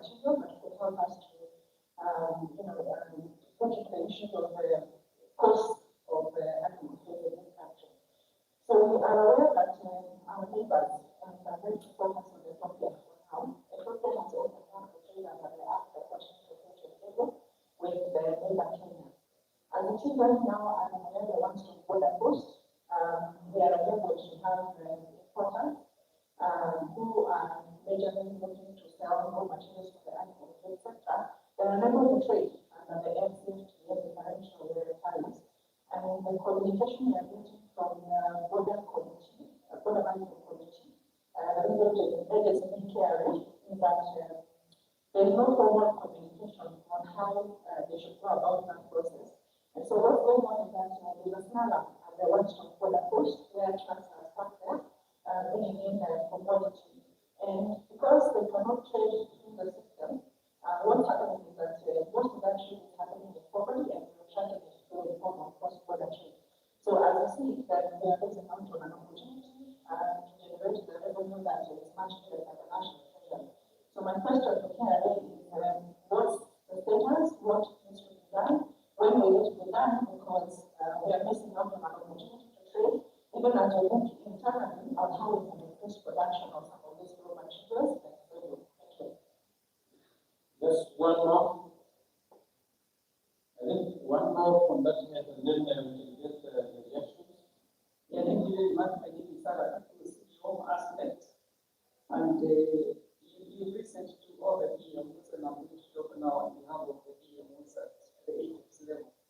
And my issue one is about coherence. Now, when you take a particular value chain and the government imposes levies and taxes on one value chain, just looking at the gross margins of what you get from the value chain, I think that leads to serious maybe looked into, and I don't know whether that is clear, but I'm happy that we have the CS also, so that maybe it's a cabinet issue, but we need to look at how we impose the taxes and levies on any single value chain. The other one, we come into fertilizers. Some of the fertilizer products are VAT exempt. And we also have other brands that are attracting VAT. And what's the rationale as far as the different brands are concerned? I think that's an issue of concern. And finally, I want to reiterate what was mentioned by the chairman of the Growers Association. We have had since last year 6 presidential roundtables.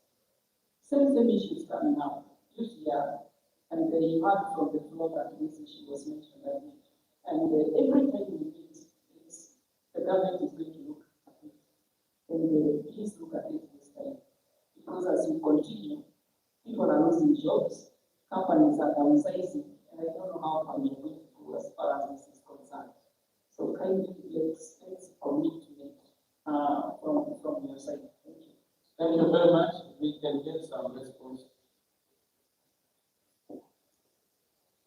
Thank you for those very, very good questions. Let me start by saying that this kind of investment is very good because the country is ours. So we are going to work out and determine what is important to us and how we can get it. Why am I saying that? Of course, the big statement here is that, of course, there is no country without taxes. Definitely, that's the way it starts. That we've got to find ways and means to manage revenue to make sure that the country functions. Otherwise, there is no state without taxes. So we've got to find ways, a very good nexus to make sure that happens. And even in the discussions here, even earlier discussions, the issue that can we have this away, can we have this away, can we support subsidies and everything else? That can only come from the resources, which is the fact. This country, very unfortunately for us, the money can only come from research. We do not have other natural resources that can be able to put much more resources in that direction. But I'm going to be specific and have this discussion. Let me begin with that. Let me make it clear. Taxes are not paid on losses. Taxes are paid on income.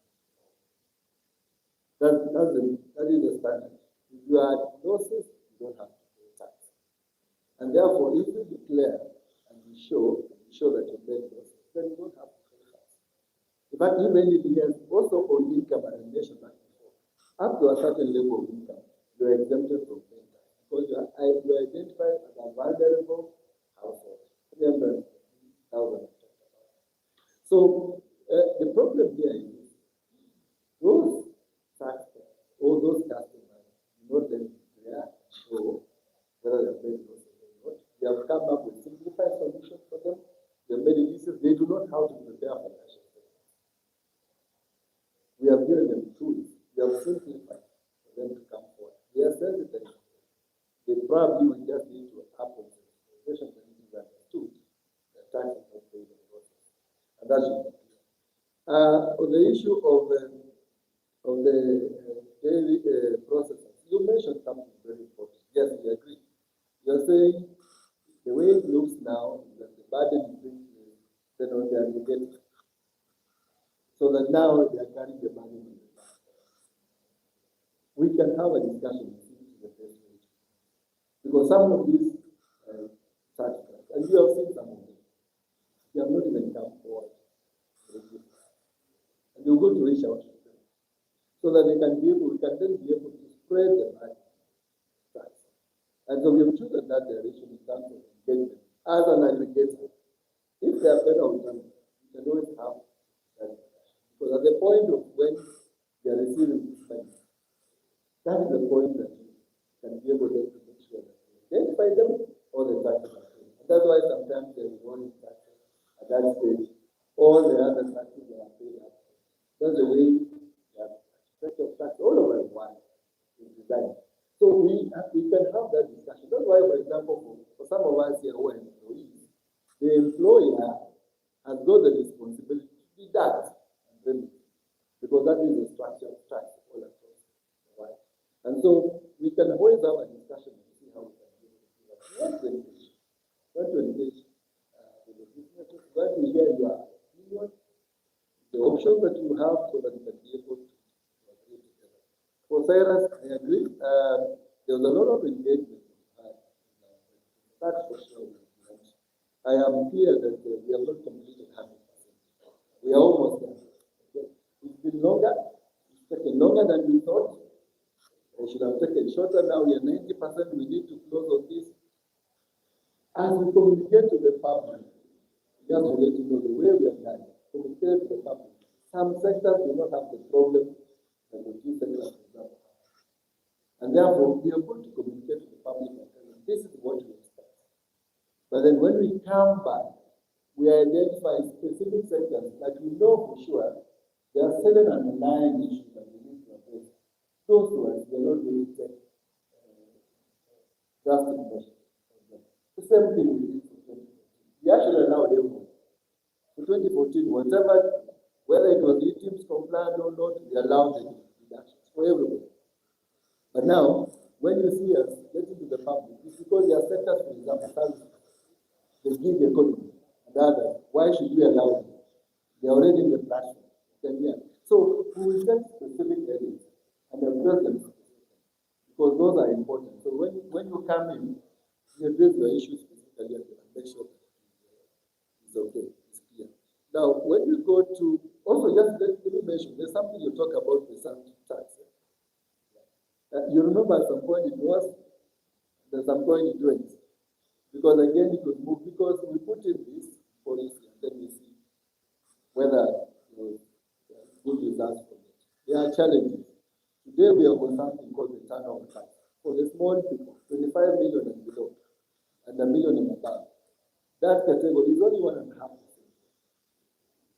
And 1.5% is a very small percentage. Unfortunately, we have not seen many taxpayers taking that advantage to pay that cost. Out of 100 shillings, you're only paying 1 shilling and 50 cents. It should be easier, then you're compliant. And you don't have to do anything more. You don't have to file returns, you don't have to do anything else. You pay it up front and it's done. And you can pay, taxpayers can pay when they are receiving their money. So it should be an easier regime. But consideration about the processing tax and other things, those are things that you can also we are taking in as a lesson here and can be able to see how it can be able to do that. The filter, that was very specific, and I asked the deputy commissioner who was in charge of policy for customs border to come forward and address that issue because that's very specific for the customs, the OSP issue. So contractor issue coming up. We have that discussion. And then you talked about quite a bit of issues around, about policy, particularly talking about fertilizer, some are exempt, some are not. So I'm very keen to see which ones are not, so that you can be able to close that. Because that's the easy one to close. Because if the fertilizer, we have taken a position, the country has taken a position, it was passed by parliament, it should be exempt.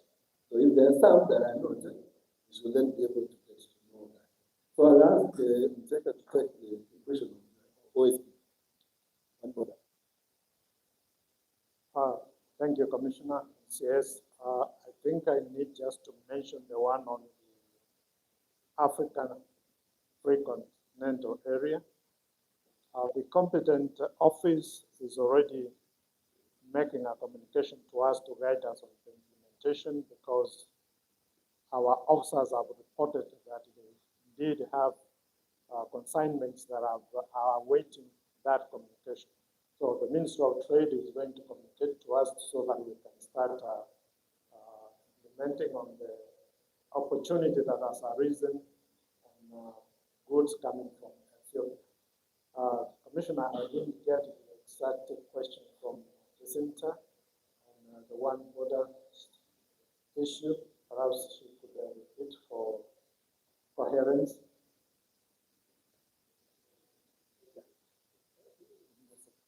So I think what Tuco is saying is an intelligence from the Ministry of Trade. I think we will take it to make sure that we push on that. Because when we get the when the Ministry often communicates the decision for us to implement it, and then implementing the Ministry. I think that's a key thing that information. And finally, on national, don't go to another country. Don't go away. Stay in Kenya because the discussion we are having on tax-based expansion is the same discussion that Uganda is having, Tanzania is having, Rwanda is having. We are having all these discussions together. So it's just a matter of time. It's just about broadening the tax base to make sure that everybody has. I think yes, you have contributed to that, responding to those questions, and you can guide from here. Okay, thank you. My copies of that. I don't know whether this guy is going to move you or not for you, but there you are. But I think the important thing, for example, that the Ethiopian was, I think the important thing is to take action. But to take action, especially this one item, and take action to resort to therapy. There is one other item that was discussed here regarding the aggregate. In terms of the fertilizer distribution, I think Dr. Kasari mentioned earlier. And I would like to say, as the council of as the chairman, including by the chairman of the council of governors, Governor of the Department, a couple of issues that you raised on the council. But I think that the commitment we have ourselves is to utilize aggregate in terms of service program. But the experiences we have had have also been a bit cautious. I will remember that there was one case in Emo where the aggregate was using, when you give them one part of the fertilizer, they make it somehow 3 parts. And the sand and stones are usual. The issue is drinking, to create more fertilizer. So what we have proposed, and it's good that the council of the chairman is coming. What we have proposed is it is that the aggregates register themselves in the counties. And the counties give us who we have rated as proper aggregates so that they become their own inspectors. So that if we have got 10, for example, 10 aggregates in Nairobi, and they are all registered, and the county government has given us a list as a legitimate aggregate, then we can be able to utilize in the program. Because I think the problem is that it is all easy to tell the ministry, use the aggregate and the aggregate chairman and this and something. And we are very clear. Yeah, this comes down okay for us to be told to do that. The problem is that when a problem arises, it then becomes our problem and everybody else runs away. When you run away from the Tanzania, what once you run away, everybody runs away, halfway is here to go to parliament to respond to why fertilizer was banned. Which I cannot be able to respond to. So if you can respond to issues that are raised, including the sand one, you'll be able to work with you.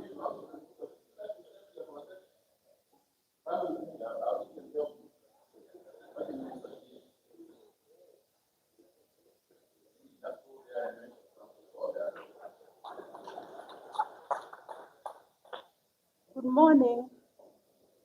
My name is Alice Wamai. I'm the treasurer, Kenya Agro-Dealers Association.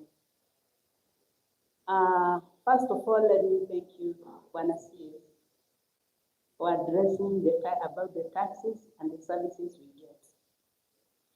An agro-dealer pays more than 10 levies or taxes, and some of them are duplicated. Some of these people who come to collect taxes, even we don't know them, some leave links at the pay through this link. So I'm happy and I appreciate you'll be able to question, what are we paying for? What services are you going to give us? The other thing, Bwana CS, we have associations. We have a national association, which I'm representing today, and we have county associations. And we are able to come together. We look at ourselves and we vet ourselves. And the other thing we really appreciate the subsidy program, but we request to be included in planning and in distribution. I know all of us here who are Kenyans, you know the role of agro-vets in your villages, or at least your mothers do. The agro-dealer is the first line of contact with the farmer. And I take this opportunity, Bwana CS, to request you to help in building the capacity of the agro-dealers. Considering the ratio of the extension officers to the farmers, the agro-dealers are playing a key role in helping the farmers and in educating them. And unlike at the peak-off points, like the national seed report, where the farmer just goes and picks the fertilizer. Sometimes they go because of their vulnerability or their buying capacity. They take the types of fertilizers that we find at the seed report. When they come to us, especially around this time, I'll give an example of about 2 farmers who came to my shop and they wanted to buy a top dressing fertilizer. And I'm able to advise them, this one is not going to help you around this time. You better buy the other type and that will help you. So, Bwana CS, we are up to the task. We can look at ourselves and,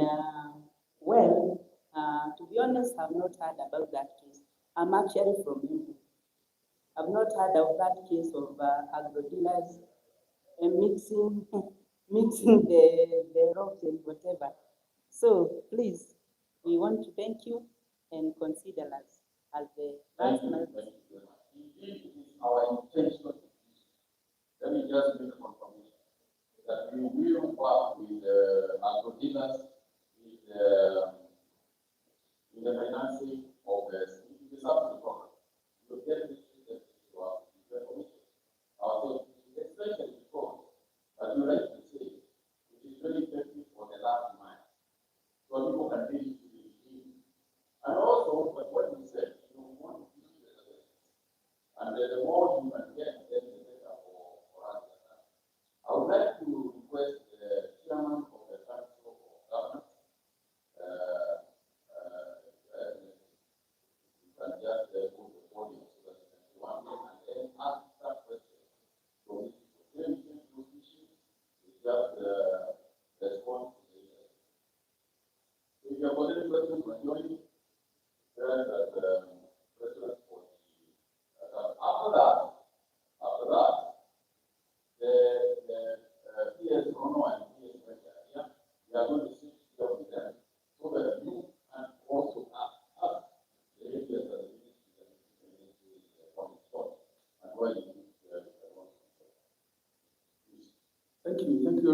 Waziri, all protocols observed.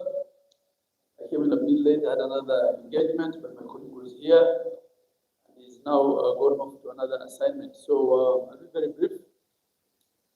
I think everything has been said here. The importance of agriculture, that it accounts for over 20%, sometimes we say 22, 27% of our GDP, that it accounts for over 40% of our workforce, and we're not adequately funding it at 3% instead of the 10%. All that has been said.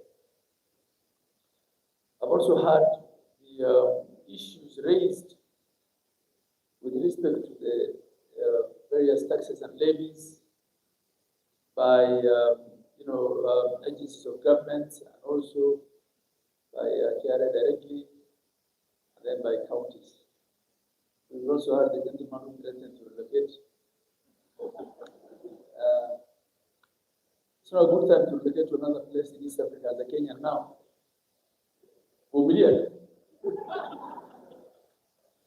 Right? And so for counties, just two things. One, the only people who had asking for tax increase are the ones who are trying to stop the export of hides and skins. And I know a couple of the young men who actually export these hide and skins to Nigeria as food for the Nigerians. And it's because they also feel that there is no ready market at reasonable prices to take their hides and skins. In fact, it's not unusual to find people in northern Kenya using it as a mat, or sometimes just throw it on top of a hat, so there is no one to buy it. So you can't also, I agree with little Bellows, someone one of the KRA people who said, we can't just increase the taxes if there's no one to take. But everybody else has been saying, lower the taxes, lower the levies. With respect to the counties, I hear you, but we have a challenge. You had, yes, to say, from 2018 to, 2012, he said, to 2020, we moved from a low debt risk country to a high debt risk country.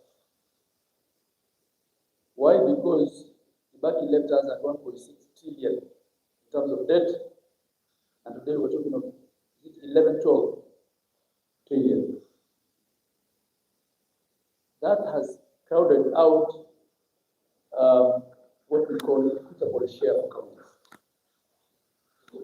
And the counties are largely funded out of that state, out of that allocation, out of what KRA collects. Why? Because that's how we designed our constitution. The only levies and taxes that the counties can collect are land rents, entertainment, user levies, and things like that, for garbage and stuff that they collect in the counties. But increasingly, because of how much of our taxes we're using to pay for debt in terms of interest and repayment of debt, the allocation of equitable, the allocation of shareable revenue to count in terms of equitable share has reduced from 2% in 2013 to as little as 13 or so percent now.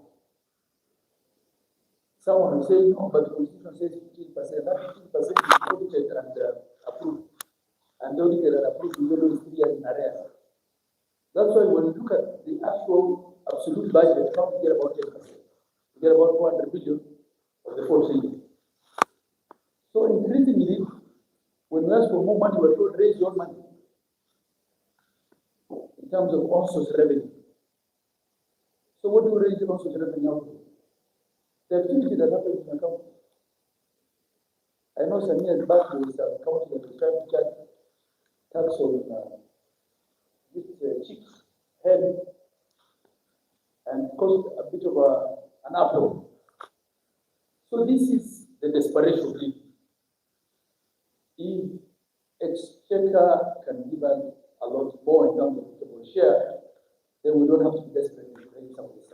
Having said that, I'm going to ask Governor Lusaka, who chairs for us the Agriculture Committee, and Governor Fernandez Barasa to sit with the stakeholders in the agricultural sector so that then we can address the issues. What you say about mud process, ideally, we should only charge in the county of origin. So if you're moving something from Uganda border, you don't pay it in every single county as you bring it to Nairobi. As for the land rights raised with respect to the tea plantations, this is an issue very close to the hearts of the governors from the tea plantation area, because they feel that a lot of these multinationals who have the plantations were, keeping the land for a song, and that they have to charge something.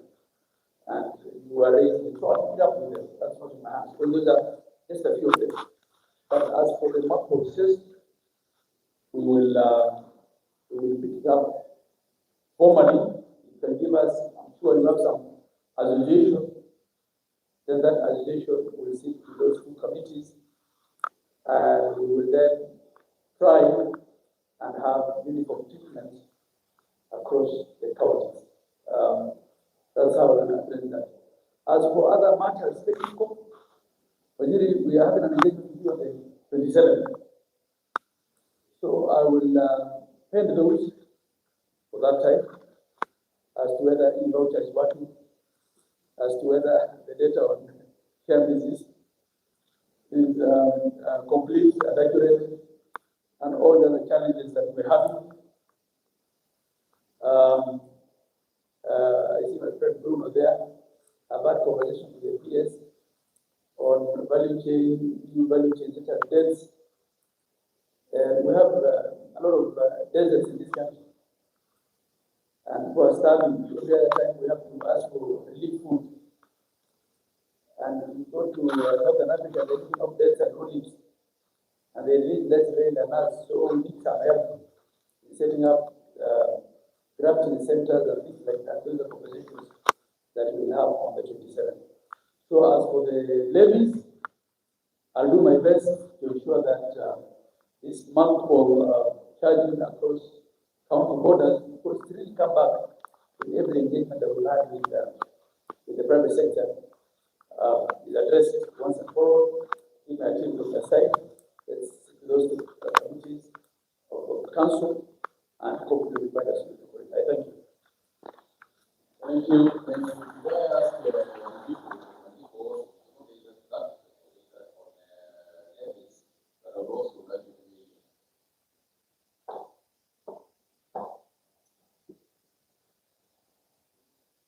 Thank you very much, CS. Mine is a very short submission, and I think more is raised when it was presented. The issues that have been raised by the industry players here are similar to issues that have been raised by manufacturers in their cluster in the Association of Manufacturers, the Chamber of Commerce, and KEPSA. So what the DP's office has been doing for the last month or two is to consolidate the issues. And so for me, CS, I think one of the first tasks from this meeting is to also pick a memorandum of the issues that have been raised by the sector. Because what CAM and Chamber have done is consolidate their recommendations as well, and they submitted them. In that meeting where the DP hosted, I think it was raised that there are over 400 levies. And so KEBS was challenged. I remember Mutahi also protested about the levies in the tea sector, and it was agreed that the first order of business is to clarify what is the actual position. So all the regulators submitted a list of all the levies, charges, and compliance issues that each of them charge to the players in the sector. That data has been collated and it is available for sharing with yourselves because it's important for us to be on the same page, number one, on what are we actually talking about from a data point of view. Then the second task is then to say, what do we do about it? And so we have begun these forums and chair Council of Governors. The Council of Governors has been participating as part of the membership. So I'll recommend as part of your resolution, we include this as a holistic conversation because we can bring together the associations that are represented here to join CAM and the Chamber and KEPSA to similarly debate. What is the forum for? Number one, to table the concerns of a sector with each of the regulators who are there. Remember, it's all the regulators from all the sectors, whether it is KEPS or AFA or KRA, they are all participating there. So you use that opportunity to, number one, when they want to propose a new levy, it is tabled in that forum. All of us discuss the implications of that levy, whether it will have an impact on a policy position or an impact on a sector's position, and we then debate and agree. Rather than wait for the debate to happen in Parliament or to have a debate in the newspapers, we use that forum for that purpose. The second purpose of that forum is to also agree who then should be the one charging. If NEMA and WRA and county and the Mineral Rights Board are all charging a levy for sand harvesting, then we need to agree who should be the person who's charging that, isn't it? Because not everybody should be charged. So we look at the constitutional mandates, we look at the international obligations, we then make a decision who is the best actor to undertake that particular service, and we rationalize accordingly. So that initiative has begun. I think our recommendation will be to include agriculture and the sector players in agriculture in these forums, and it will be a useful platform for us to then agree on how do we navigate this space. KRA has been a great participant in this forum because they will be the one who will give guidance as regards execution. It's a tax implementation issue. How do we then give resolution to the same? So I thought it would be important to share that as a resolution because it will help us to then bring this conversation as a holistic conversation. But CS, as we close, I thought it would be also important for us to share what I had said at the beginning, the need for that cockpit view. When you have a cockpit view, you see the impacts across the board. This is a conversation not just for tax and levies. It's also a conversation on how we are activating the value chain. Sometimes how we activate the value chain is in so many bits that we miss out on a critical player in the chain. It's important as we engage the national treasury that we also have a debate about how we financing the various players in the value chain, so that we make sure that we are implementing a program holistically. So as we engage the treasury, that will be part of the conversation we need to undertake. Are we financing the value chain for kites so that the backward linkage is linked to the kites, is linked to the forward linkage into the market? Are we making sure that everybody in that chain has been fully supported so that we are able to deliver the same? It's also important for us to think through some of the other issues that have been raised previously. The land question is emerging as a big concern internationally. We have a land commercialization initiative that has not yet picked up momentum, and we need to bring on board the county government as well, because we need to start utilizing idle land that is sitting in very many of our government entities, idle land within the county government to support large-scale agriculture. And we think that's an important conversation. We have been requesting that that becomes part of our engagement separately away from the forum on regulators. I think one of the last things I want to speak about is the coffee and the tea reforms. We've heard from the players in the market about the issues that they want to raise. But there are several reform actions that we still need to take in. The reforms to the coffee exchange are outstanding. We hope that these can be elements that we can also fast track and bring to conclusion. The Coffee Act itself and the Cooperatives Act, the extension services for coffee, because those are still a bit of a challenge, especially with county government. So I'm hoping that as we engage on the 27th, these are also issues that we can be able to bring to some conclusion. I think from our point of view as ODP, we will continue to mobilize and coordinate as best as we can to support the ministry to deliver on their particular targets. Our interest, as I had indicated, is to make sure that the targets are met. So we unlock the bottlenecks where they arise, we facilitate and support. So this meeting and the outcomes is definitely going to improve our engagement going forward. Thank you very much. Thank you. Thank you for coming. I think it is important for us to appreciate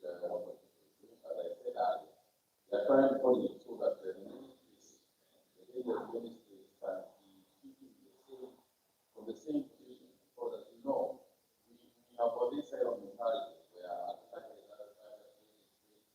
and so on and so forth. And I think the idea is open up because we are able to do that. I now want to invite PS Ronald. You can just come up so that we can then ask a round of questions to these two gentlemen who represent the ministry. And I'm not saying that I'm not there well. I'm also there. So if I can get another seat, I'll teach with my PS, whatever you'll say, I threw them down there. I threw them under the bus. We're joining you and at least so now is the time to read one or two questions regarding the ministry themselves. You know, one or two things from the ministry about an issue of the ministry. Let's do so now, and then from there we can then wrap up the just to go to one or two questions, and then for the day. So, we go first. Yeah.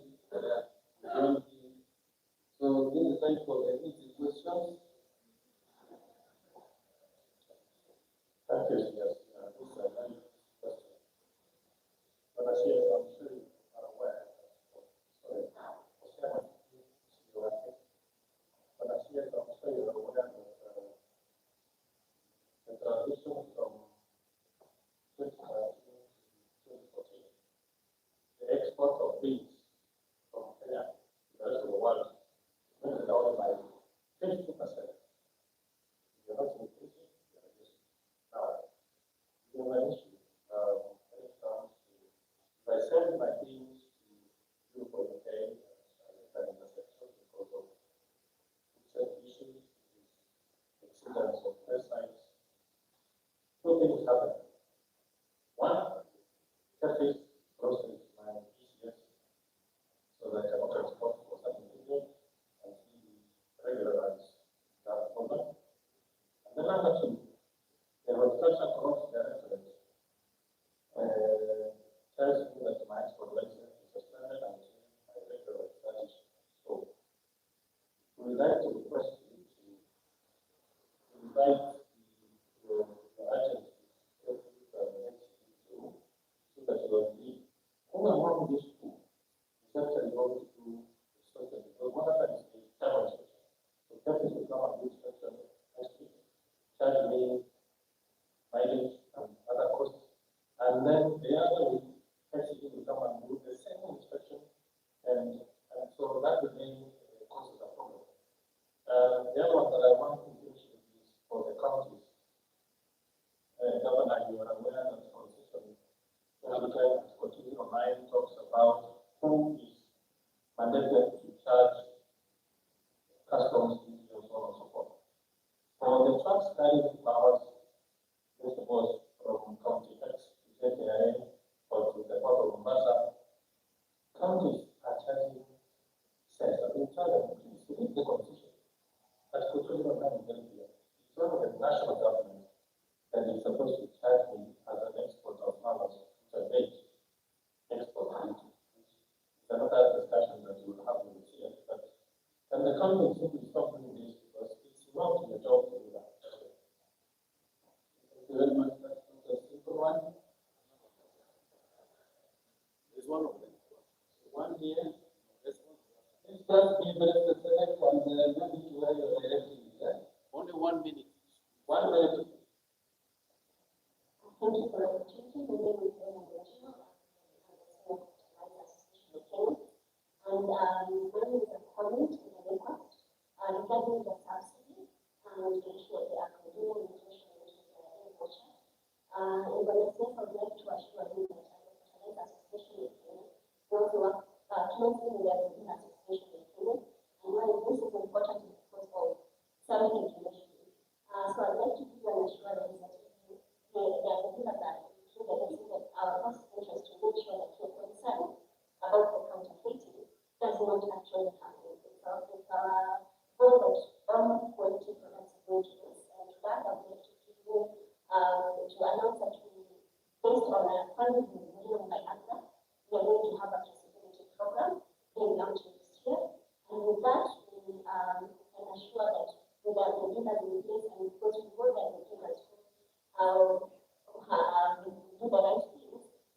this will help assure you that you know that you're being the right products of the road. The other, just one more comment, we ask that you expand to all RAILA and competition products, given the solid agenda that you are actually planning. I think the person with the main issue was developing to consider one of the factors. You respond to them. Please don't repeat what has been asked. And don't even emphasize. Thank you very much for the two things. First one is on soil. I'd like to know the plan so far, because there is a discussion of the ministry trying to encourage soya production in Kenya.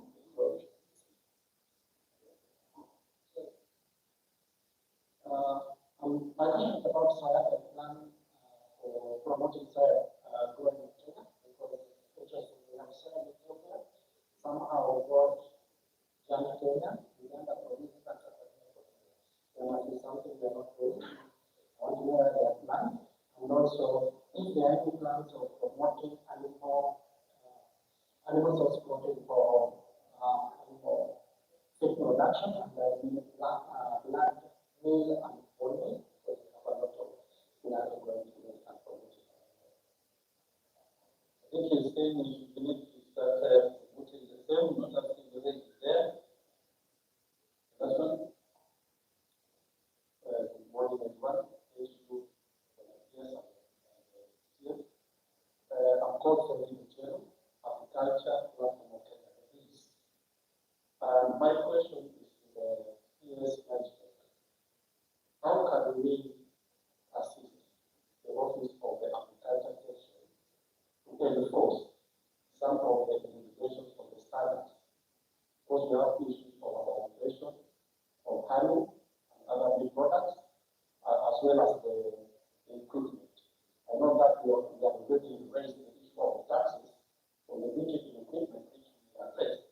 But now, how can we support that office at the agriculture section, at the department, so that the issues of enforcement can be done in collaboration with the stakeholders?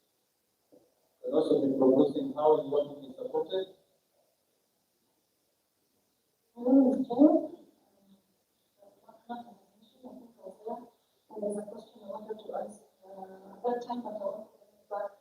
We are losing 40% of the macadamia, 40% we have the data and that it's being lost to insects, especially in the second season that runs from September to November.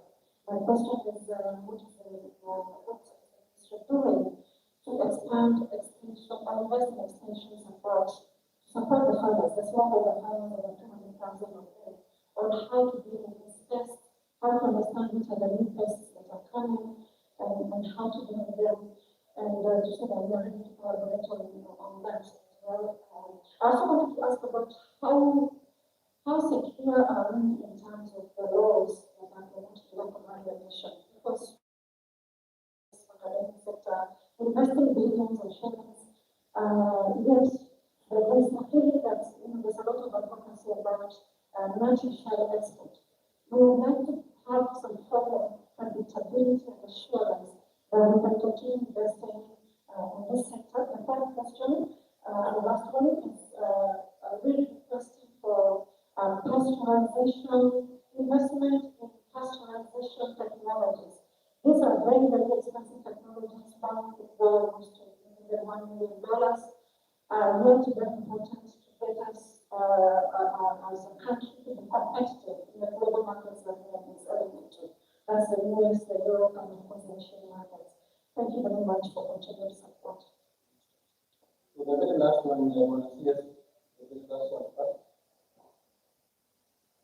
Thank you very much. My name is Simon from CitizenTV. First, I want to thank CS and PS Cross-Cutting for the diplomatic engagement that they have done to open up the key market for Kenya, in Pakistan and Iran.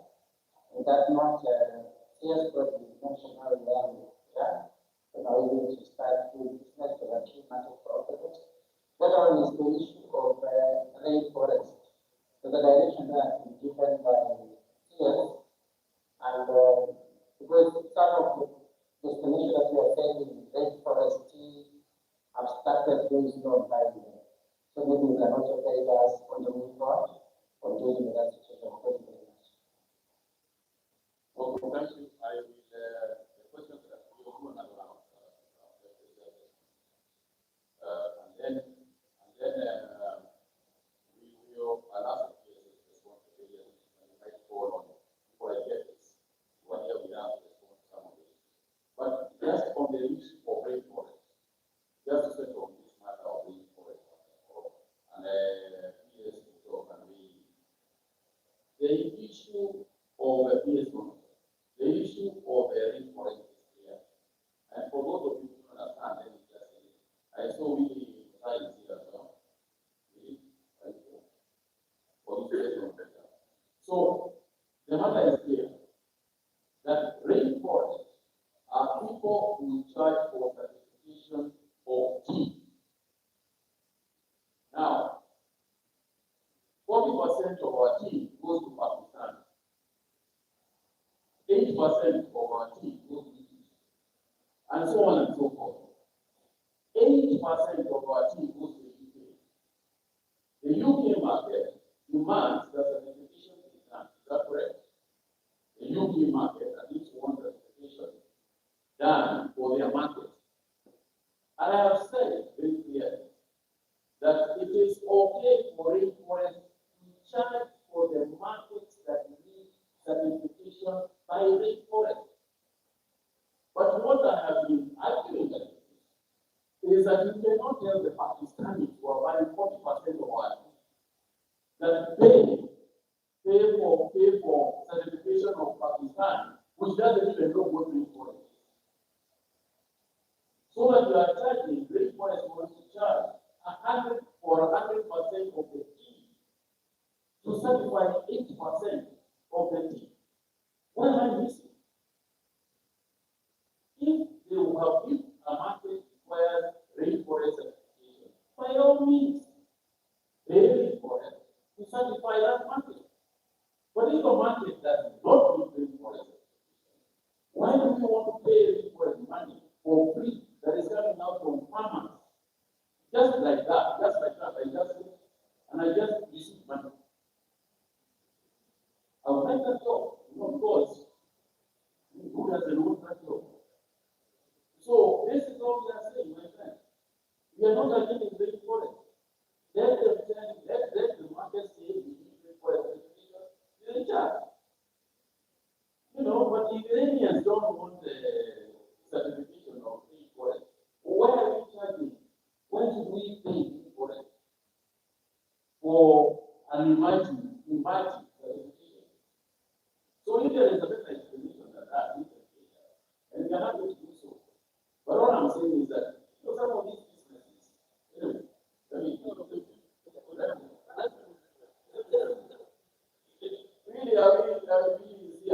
is what I'm saying correct?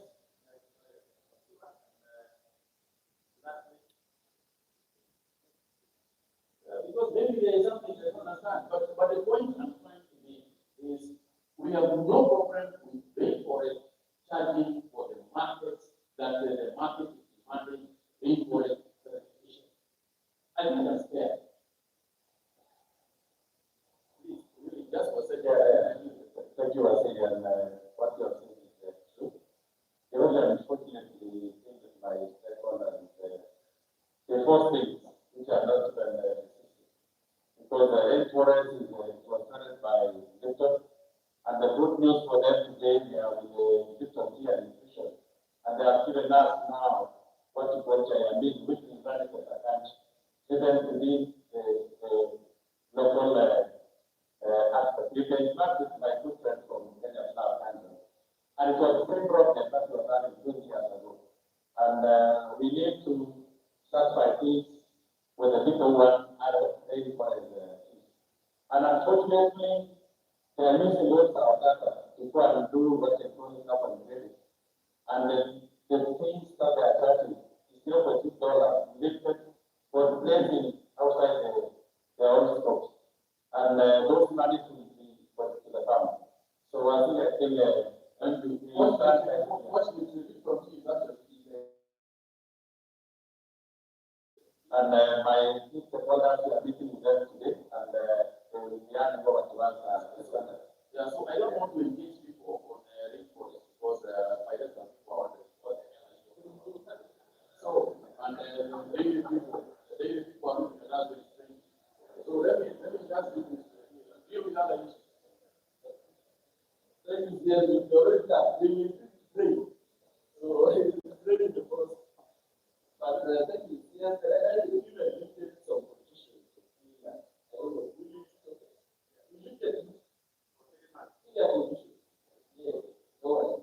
So I think add on the issue of market rainforest is also of market. We have also tried to do the other market. And your market people are close because of some practices. From the way some of the tea sales were done. And this is a market that I think he was talking about. And in that market, there's been a very big market for our Wasos tea. But there was some malpractices which was done by some of the exporters. And it stopped the Iran market, but it said that the Iran company really passed the Kenyan tea. But I said that yes, even super for you for over 65 years. That is the reality of that matter. But we are happy now. Yes, we go back to the I think we are headed and we try to set the team with institutions and try to set up the market for that. And they have agreed that we will take. And from next year, I think we are directed and we are on a journey to go and meet the land from the team. The people will take go there so that we can start discussion for that market. I think for the number of stakeholders in that channel. So we are, of course, as part of the big plan to open up more markets for tea. There was some questions if you allow on the to do with pesticides and issues with farming. And I think on the issue of pesticides, we have pest control board here, who has done great job in terms of making sure that pesticides we ban those. Because their country of origin are not using those pesticides. So often and pesticides can be banned from any part of the world from Kenya market. And I think that their pest control board has done a good job. They have done a lot of arrests. I know they will try, but that's the way to go. But I think I will allow the to answer that issue well. And then the issue of that, the export of that on academia, which banned export of Kenya, that we went to the market. And I think James said we made an issue on that also. How sure are we in terms of the future plan when we go to buy that issue? But the law is very clear on how we are going to do people from export from that road that to other countries like China, who will go and process, do valuations, and sell at almost 10 times the prices. And therefore, we will take now our farmers. So we have a very clear plan. And not only that alone, even tea.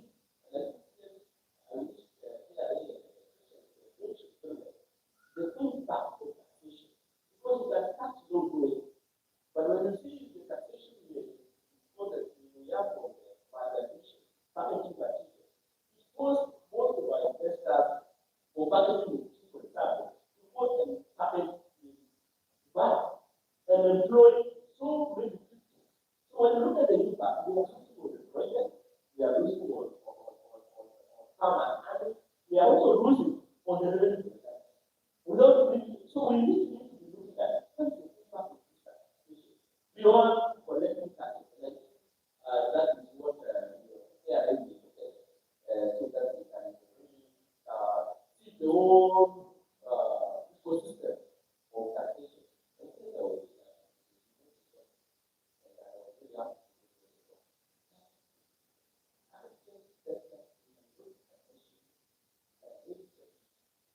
not coming to us in terms of package, so that we bring the sector. So I think that's a conversation we take now, just for that memorandum. How can this money be brought back to the sector so that we can bring the sector and address the issues? So there's an issue from treaties, yes. So let's go to the law. I think let's go to say something, and then the cases or the past questions and prove it. So you can answer the past question on the issue of horticulture and also, but on the issue of substitute at the end of the for the pillar, we walk into, but you need to be better so that you also do good business.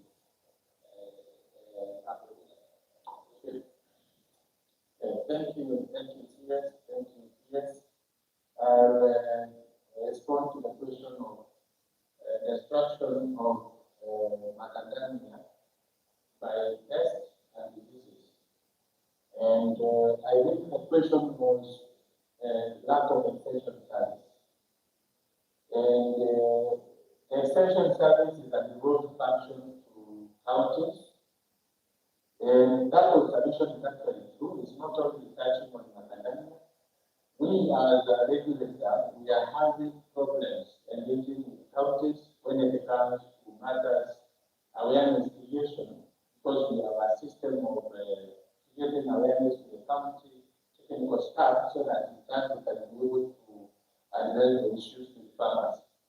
So the CS, now that we have the chair of the COT here, mine is to request that the COT addresses the matter of engagement between regulatory agencies and the counties on matters that touch directly on farmers, because extension is an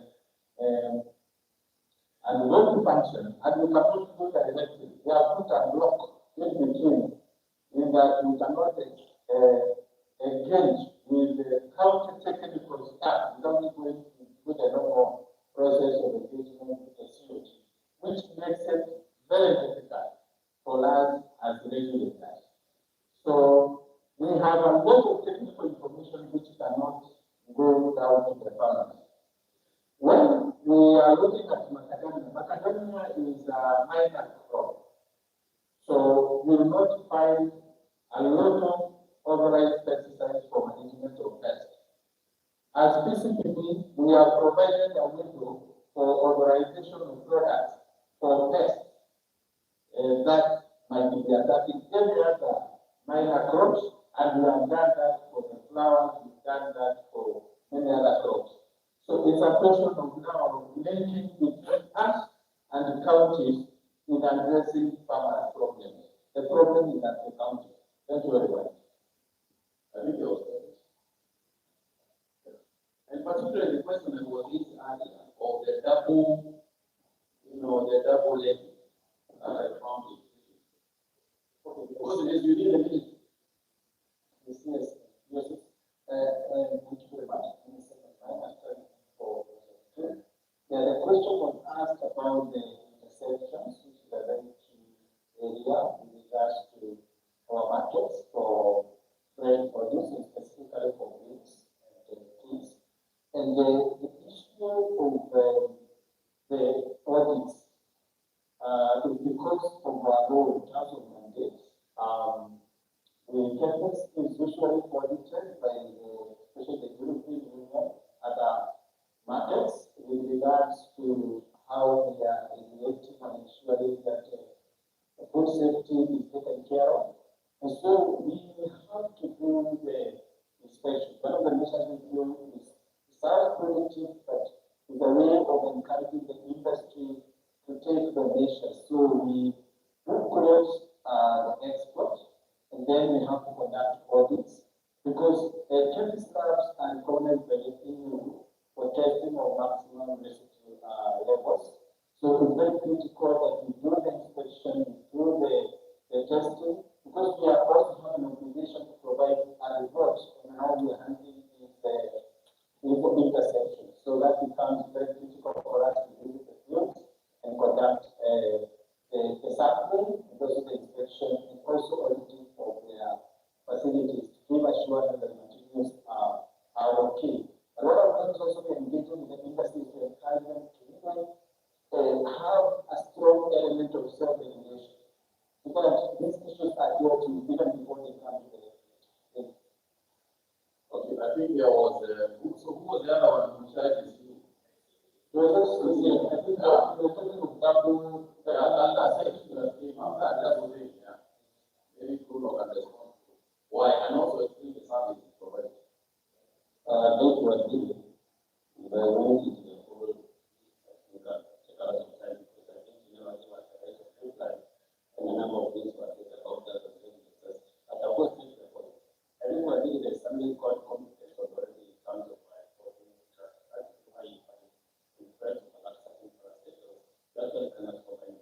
that's why there's a lot of carefulness on the end, and there's also a lot of information of the kind of traceability, and try to trace where that from has come from, that's our role. That's why carefulness is what they are doing, so you can actually combine the two roles. So there's not that charity or organization on that.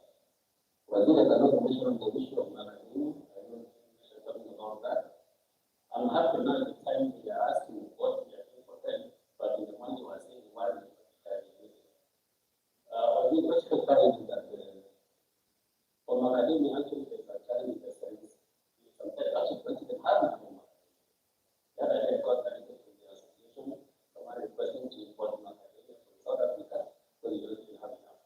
So the issue of that in short has not been arising in terms of foreign exporting. There was very clear from academia, for visa, for Version, they have actually not decided right away to try to export in their own. The other question was asked about the soybean, especially in terms of promoting that. Yes, working with the seed for climate smart agriculture from Cairo, this is the seed that we are distributing to farmers so that they may in the eastern region so that they're able to grow the production of soy. Thank you. Okay, maybe here's thank you very much, Secretary Sector, for this presentation. Question of growing of soya in Kenya from Anofema. We do grow some soya in Kenya, but it's about 40,000 tons against the demand of about 200,000 tons. 20% of the demand of soya, which makes us import from Tanzania and China. The real opportunity is what we're mentioned here on the land initiative, in which we're able to give large tracts of idle and active government land in the private sector to invest in commercial landscape commercial growing or animal feed. So I guess that's where really the opportunity is. The land commercialization initiative is an alternative to the public-private partnership, rather complicated way of handling the public as a this initiative will allow us to do a very short process to probably start the private sector or growth. So it's a big opportunity there. Other proteins for animal feed, like black oatmeal, I know our abattoirs do that, maybe not the slaughterhouse without facilities, but the bigger abattoirs, KFC, Fuja, Nema, they have bone meal for animals, you have black meat for animals, which I'm sure is available for purchase from the abattoirs. There's also a lot of research doing black soldier fly as a protein source for animal feed, more cargo and research in that, and they found it to be very high protein content, and we put down the cost of animal feed, and they're now working on how to commercialize it and scale it up. For agriculture, yes, it is true we've had very serious quality issues with agriculture. Almost 50% of our land is cultivated. This is a problem we're trying to fix with our livestock bill. Livestock is highly unregulated. I think it's only the veterinary services that are very properly regulated in the livestock sector. But we have corrected that in the livestock bill. And we're coming up with livestock inputs and products that will not meet our policy. That will actually be the enforcement arm to ensure that livestock product and inputs will be genetically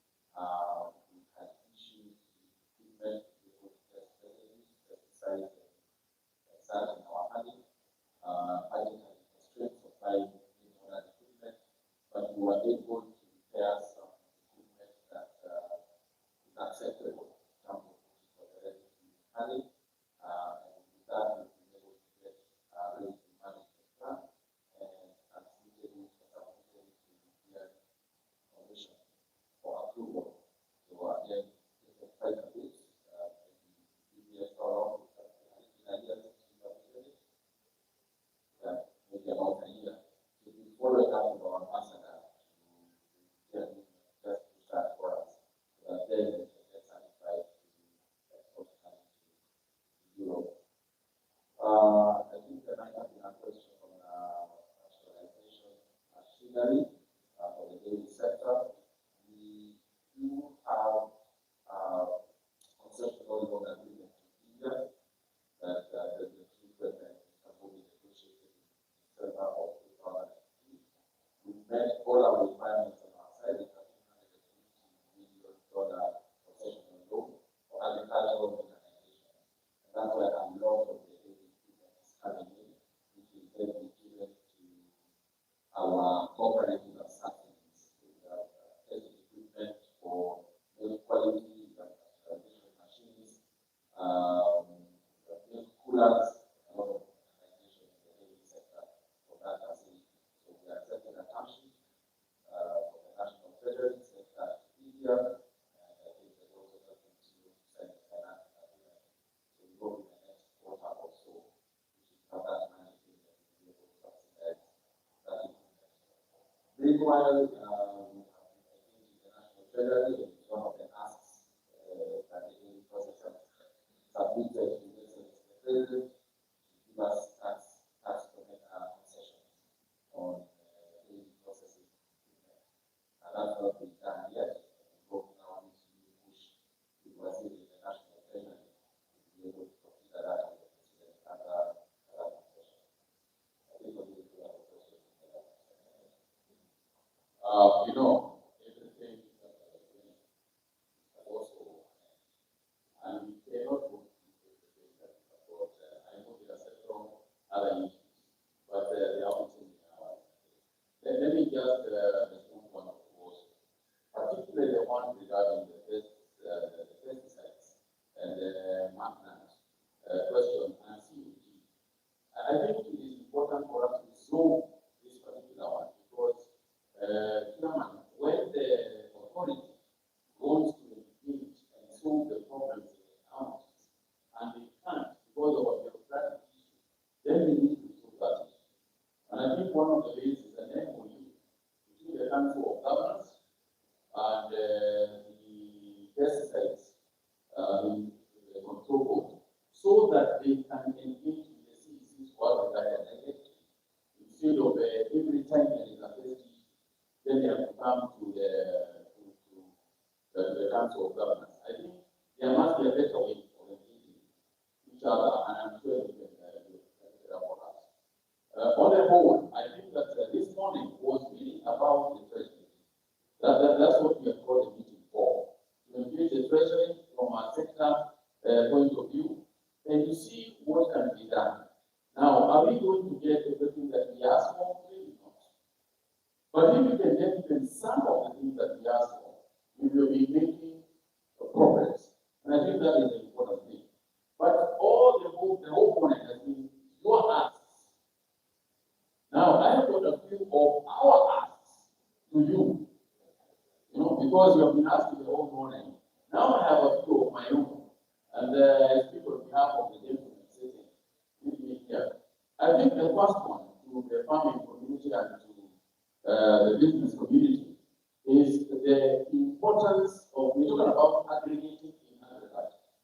I think in a similar format, there is great need for aggregating the business people so that we can have one voice speaking for the various sectors. We are really having the dairy sector because the dairy sector has managed to do that. And the chairmanship of Vitonga, we are now able to talk to the dairy sector. And I think that even the suggestion that was given by the government regarding the way that you want the PRA to work with you can be very effectively presented by you to PRA together because it's the whole sector. The whole sector will be speaking from one voice. And I think that is a critical point. So I would urge that the business community sitting around here come together and speak from one position. I'm happy about the agro leaders. As I said again, we speak from one position, particularly with the listing of the 47 counties that you have. We can engage immediately to put you on the distribution list for subsidized fertilizers. The second issue that as an ask, I have for you is communication. Communication, particularly from our SACAs. I think there is so much that we are doing and so much that the government is doing through the various SACAs, but nobody seems to know what we are doing. And I think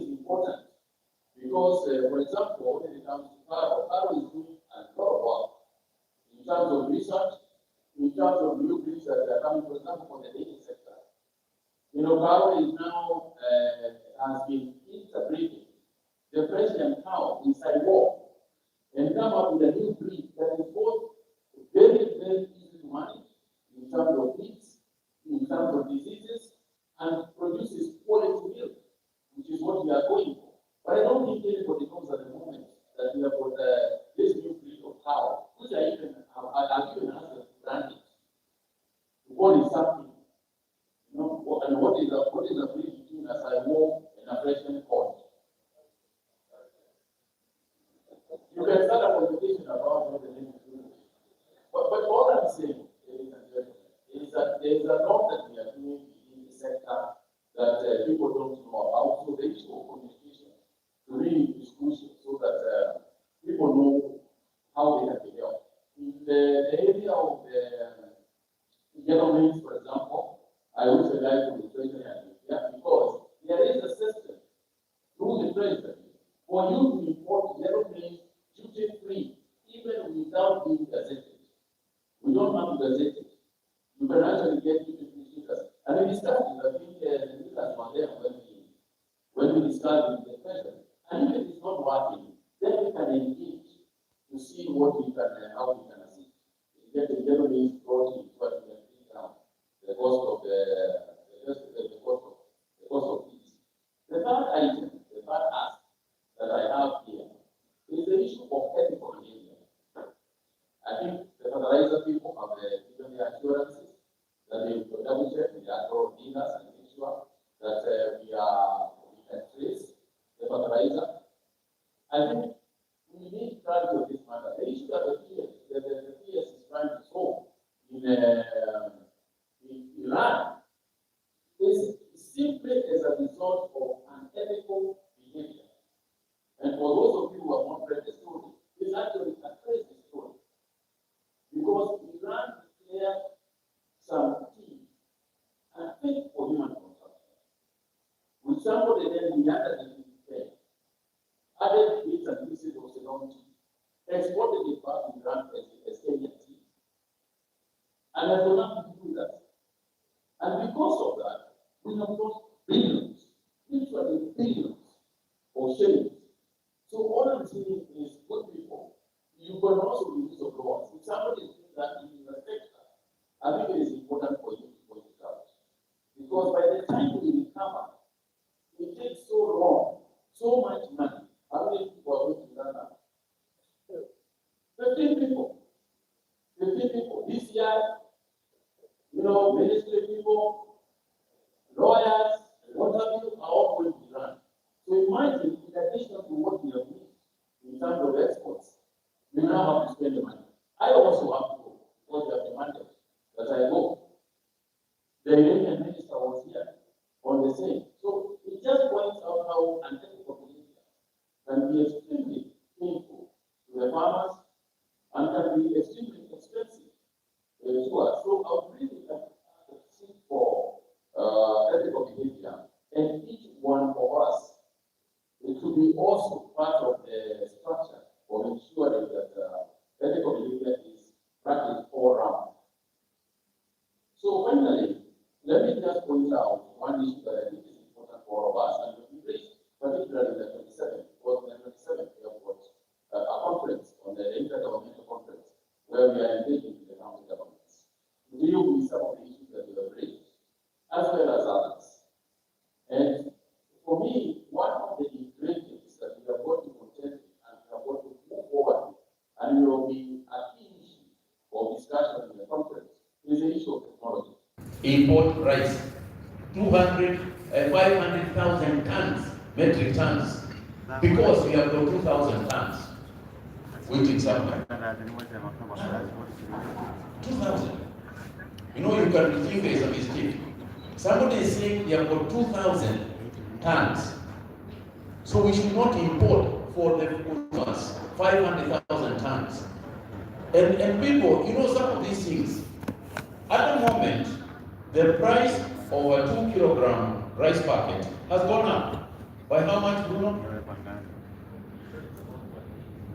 Now it's how much? Well, it's about